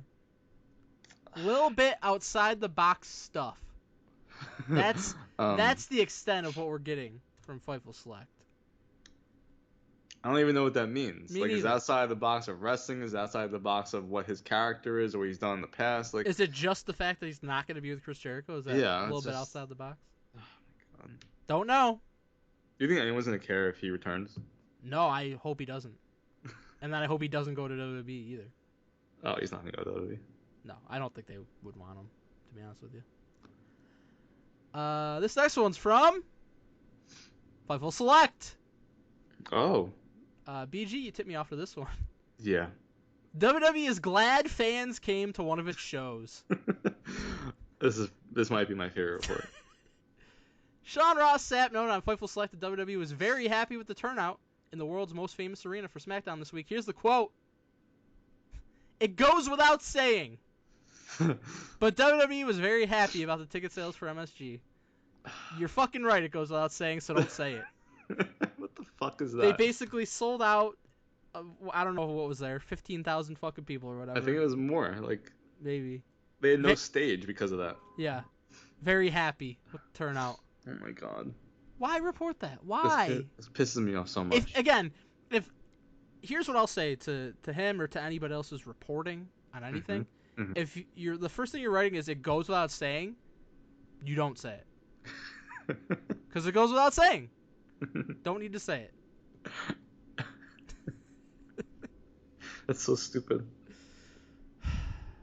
So basically, like, all the Sean Ross Sapp reports are not even like, oh, this is wrong. It's just like, Yeah, why it's are just you dumb. saying it? It's so stupid. What's the fucking These point? aren't reports. Right. It's like, I need it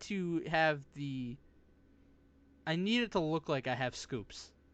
So that Yeah. people will give me $5. So here Yeah. you go. That's Every what this single is. one of these are that. BG, you ready for the honorary Dirt Sheet Buster of the Week? Yes, always. It is now former WWE backstage interviewer Kayla Braxton. We did not mention that, but Kayla, she finished up with WWE. Her contract ended. Everything seemed to end amicably. She's going and doing other stuff in her career. But I really liked her. I liked her also. I love the stuff with Paul Heyman over the years with the bloodline and everything. It's just very entertaining. Yeah. In a recent update from Wrestling Observer Radio, Dave Meltzer revealed that Braxton has been in discussions with AEW among other potential opportunities. Meltzer suggested that Braxton may have perceived a shift in WWE's priorities, possibly influencing her decision to explore other ventures. Here's a quote. There was definitely talk between her and AEW, Meltzer remarked, Oh, indicating that Braxton, definitely, he says, indicating definitely. that Braxton was evaluating her options. He noted that with Kathy Kelly and Jackie Redmond emerging as primary choices within WWE, Braxton may have felt it was time to seek new challenges elsewhere. Okay. So, Melt says, absolutely 100%, I'm He staking my says fucking reputation on it. he She's says having talks with AEW. definitely. Isn't that like tampering? It would be because she was still under contract, so Yeah.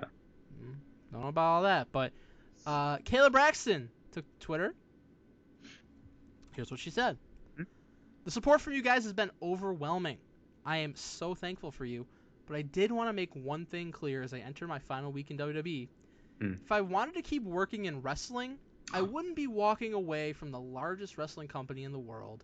Nice try, Rumor Weeds. Holy Oh, shit. fucking killed him. Headshot. Fucking destroyed Melts and a whole nother company in the Facts. same That's tweet. very true. I bet a certain group of people were very triggered by that Yeah, response, even though it's Tony just Khan. facts. But Holy shit. and I mean, I'm believing Kayla on this because Yeah, why would you AEW has more leave? fucking backstage interviewers than WWE does at this point, and I feel like it's been setting up this way for a long time because I've like noticed like she moved to like LA, which is a fucking move you make if you want to get Mm. into acting or into other types of entertainment, and she Mm. like changed like her name to her real name for Mm. Twitter and that kind of thing. Like it's setting up for like shit that is not wrestling. Mm. Um Mm. and it definitely seems to me like that's the direction she's going in. And she said it herself basically right there. Yeah, I mean, plus it doesn't make sense. You're a backstage interviewer. It's like you're gonna go to AEW and be like, ah, Right. I'm just the same thing. What the fuck? Right, like why would that be a better opportunity unless Right. they're giving her more money? And Right. maybe Tony Khan would just because she was in WWE before. That is But true. That's I fair. mean, not like they need a fucking backstage interviewer. So Hey, I'll tell you what. Not like any of these companies need a backstage interviewer. that's a fact. Although I mean, there's some good ones I guess. But yeah, they probably could get away without having one. That's Mhm. true. You ready for the coup de grace? Don't stop me. It's from Fightful Select. Oh my god.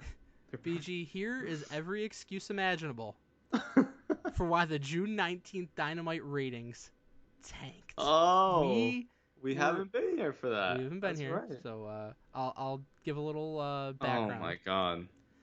god. As previously reported, the June 19th edition of AEW Dynamite drew 502,000 viewers and That's crazy. achieved a rating of .16 in the coveted 18 to 49 demographic, and this was an all-time record low for Dynamite. But yeah, we did not talk about this. It was June 19th, and this happened, and the fucking internet went crazy, as it always does with ratings. But that is a concerningly low number. Mhm. And, I mean, I didn't watch. AEW's been on a huge downward turn in terms of viewership for quite a while now. Like, Mm. it started when it, like, dipped below 1 million, like, 2 years ago. And it has just precipitously gone down since. Like, that was, 900,000, 800,000. Now it's, like, battling to get 700,000 at this point, and this was a bottom out. Mm-hmm. So it was kind of surprising, kind of crazy. But Fightful Select reached out to various sources within AEW and Warner Brothers Discovery to get the reactions. Okay, here's what we got: reasons for why the ratings were 502,000 viewers. Mm-hmm. Just a very odd week in general, and a confluence of stuff. Juneteenth holiday in the middle of the week. When does a midweek holiday ever happen in late spring, summer months? I mean, every year there's Juneteenth, I guess, because it's usually in the midweek. Because there's more days in the midweek. Competition with Olympic trials in college baseball World Series in primetime. Nobody I'm as big a sports fan as there is. You too, like. Not watching the Olympic trials and College World Series, guys. Come on. Amazing weather in much of the country, especially up here in the Northeast. The amazing weather they're referencing are fucking record heat waves of like 100 degrees. That ain't amazing weather. That's fucking horrible weather. So lots more people out and about. Wouldn't really put much into 1 week's number, although I know the wrestling community likes to go nuclear with these kinds of one-offs, indicating they expect the number to increase next week. Now, the number did increase the following week to, I believe, about 680,000, which is still pretty low. Do you want to know what I think is very clear and obvious reason for the drop-off and the rebound? Tell us, Mike. It is the all-important lead-in. So for Juneteenth, instead of the regular lead-in, the lead-in was Black Panther, which, by the way, fucking awesome fantastic movie. One of my favorite Marvel movies. Yeah, it's a good movie. But, you know, apparently it was not a good lead-in for pro wrestling, and they ended up with 502,000 viewers. The normal lead-in are reruns of The Big Bang Theory, which is a sitcom that's been off the air for like 5 years, I think. Oh my god. That's so crazy. Big Bang Theory came back this week, and they're back to 680,000. I don't think it's any coincidence that the 1 week that it's not the lead-in is the week that they went to 502,000. So, it's weird to me that that reruns of Big Bang Theory get such huge viewership, but I think the proof is in the pudding. So to blame anything else for that, I think is pretty wild. It's certainly not the fucking Olympic trials and the baseball World Series and the fact that the weather was warm in the summer that they got 502,000. Because none of that ever mattered before. The weather. I just can't believe that many people are watching The Big Bang Theory it's wild. Over and over every week. But then not even that, Mike. They somehow stick around for this pro wrestling show that has nothing to do with The Big Bang Theory. Yeah, I think they're like, I gotta go take a shit now that The Big Bang Theory's over, and then they come back and then they change the channel. I don't get it. They just stay on TBS the whole fucking night? Like, it's just weird to me. Yeah. And maybe then because they fall asleep after Big Bang Theory? I don't get it. Because The Big Bang Theory wasn't on, they lost almost 200,000 people. One of my favorite memes is, you know how they have in AEW the 4 pillars? They were calling it like MJF and Darby and Sammy and Jungle Boy. Well, the meme is the 4 pillars that it's just like the characters of the Big Bang Theory. That's crazy. It is dumbfounding, to be honest. It's crazy. Like, I love fucking Seinfeld. It's not even that good of a show. Right, and yeah, I agree. I mean, it's okay, Big Bang Theory, but I mean, it's not something I'm going to go out of my way to see. Oh. Like, Seinfeld I love, and once in a while I'll watch reruns on regular TV, but it's like, not like it's something I'm doing every fucking week at the same time, but apparently this show has that type of following that people are watching it that much. But even then, when the show's over, I change the channel to something I want to watch. Right. But again, this is the one thing that changed from 1 week to the next. So if you're looking at a variable, this is it. No, there was good weather. Oh, I'm sorry. Hot, wet, 100-degree weather that made people want to go outside in the hot sun at night. And right, it's 8:00 at night. The sun is gone. And fucking College World Series and the Olympic trials. Got it. The sun. I wonder if fucking Tiddlywinks was on. The sun leaves like those viewers left. Don't worry, they came back for Big Bang Theory this past week. So crazy. It's insane. And it's even more insane listening to like Alvin Meltz interview Tony and then going back and forth, and the whole thing is we didn't have our lead-in. Who cares about the fucking lead-in? You're a pro wrestling show at 8:00. The show starts. Your fans know. That interview was something else, man. That interview was fucking pathetic. It's like Meltz tries to act like he's some like fucking objective reporter. He's like, I'm gonna ask the tough questions, but all it is like Alv was actually kind of trying to ask questions, and then Meltz is like jumping in, like trying to hold Tony's hand basically and protect him in AEW. Like, it's pathetic. Right. Fucking pathetic. BG, how do you think we did this week? Coming back soon. Why is now the best time to lose ratings?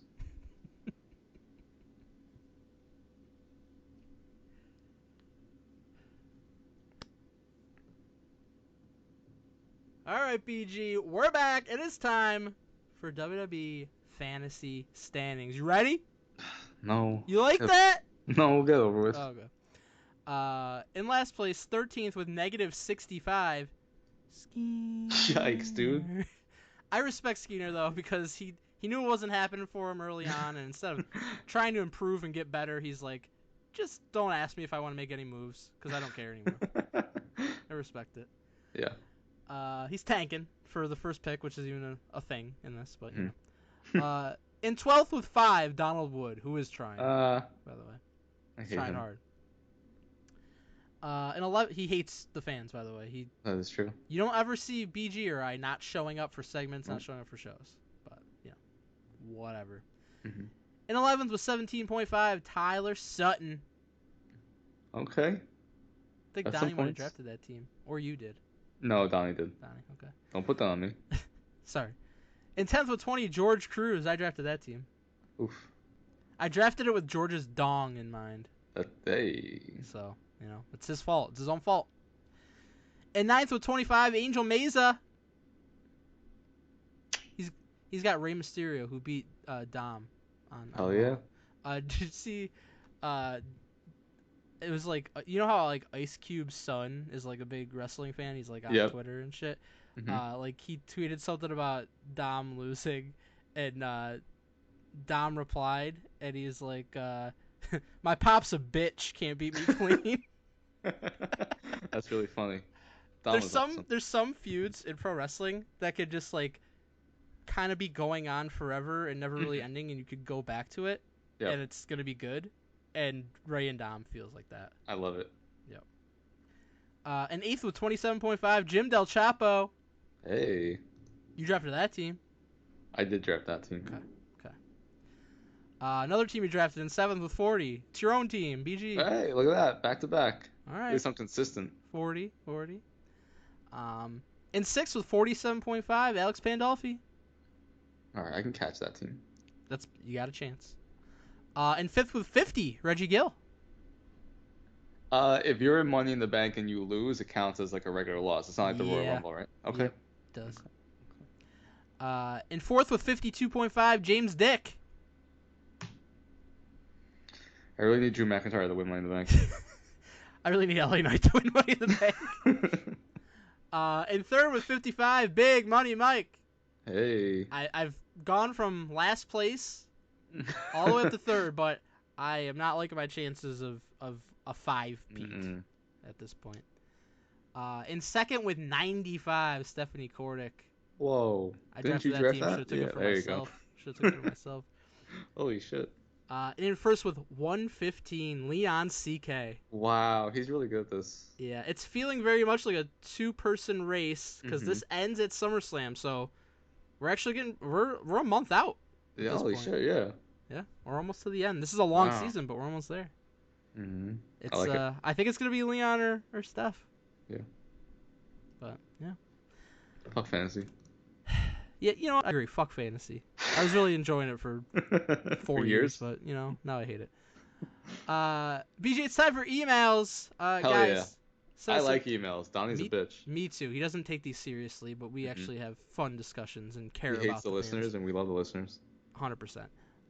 Send us an email, ringrustradio@yahoo.com. I'm not gonna say Donnie's dumb shtick, but just send us what's on your mind. Is it about wrestling? Is it about stuff that we like that isn't wrestling, sports, video games, whatever? Anything. Just send email us a creative and fun email, and we will read it. This first one's from Clint, Dr. Death, Steve Williams. Subject is Gunther. This one is basically a fact check on Donald Wood from recently. Hey yo. Hey yo.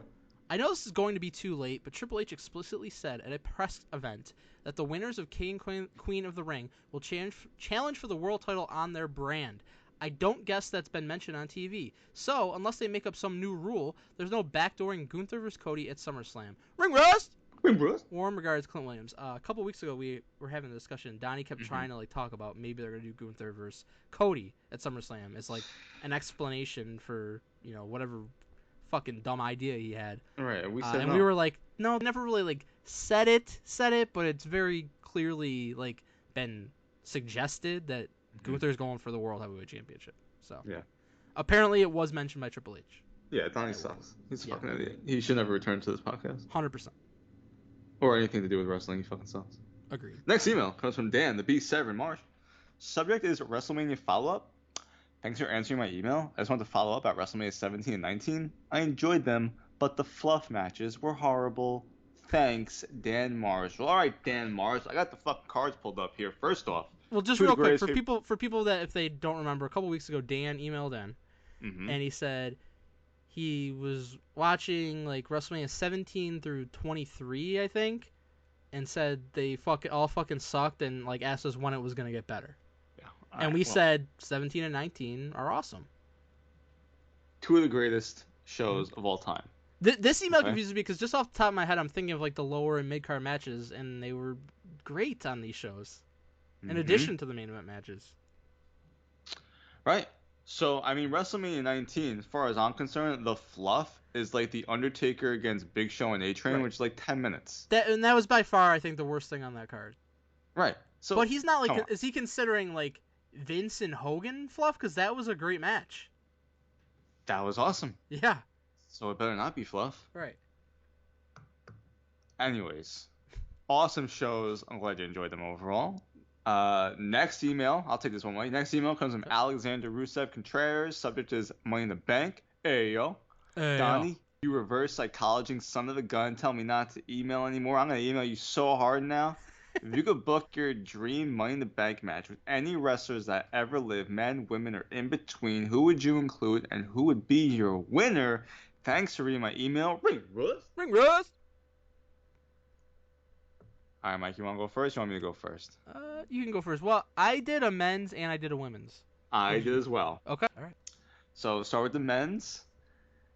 Edge, RVD, Jeff Hardy, CM Punk, AJ Styles, Shelton Benjamin, Ricochet, and Kevin Owens. Got high flyers in there. I got people with won Money in the Bank. Jeff Hardy and his crazy ass is in there. And Kevin Owens to do some fucking wild shit. Right? And my winner is Edge, the first one ever. My women's is Bianca Belair, Becky Lynch, Sasha Banks, Bayley, Charlotte, Asuka, Io, and Rhea Ripley. We have almost the exact same on the women's. All right, so I would have Bianca win. The only difference I have in the women's is Lita instead of Io, but I almost had that and I switched it. I just want to include someone that was a high flyer, and both of them are obviously. Yep. And I agreed with Bianca winning. There we go. So who's crazy. in your men's? But that just shows you, like, since the last 10 years, in my opinion, that's when most of the greatest women's wrestlers of all time have been produced. Absolutely. And a lot of it is like a change in philosophy and like featuring them and all that kind of thing. But it's pretty amazing when you think about it. Hell yeah. My men's I don't think we had a single one of the same. And what I did for the men's is like blend of like star power and my favorite wrestlers. And I know like yours was part of that, and a part of it was like people who fit very much into being in a Money in the Bank match and that kind of thing. Yeah. I went with Shawn Michaels, Bret Hart, Macho Man Randy Savage, Stone Cold Steve Austin, The Rock, Roman Reigns, Triple H, and Mr. Perfect. You know, we've been talking about Mr. Perfect a lot. We've been talking about him a lot lately. We talked about a list episode, one that's going to air. I choose Mr. Perfect as a winner because of all those guys, he's the only one that was never world champion in WWE. There you go. That'll be perfect. Yep. Absolutely perfect. That's it. BG, you know what? This felt like a WWE pay-per-view.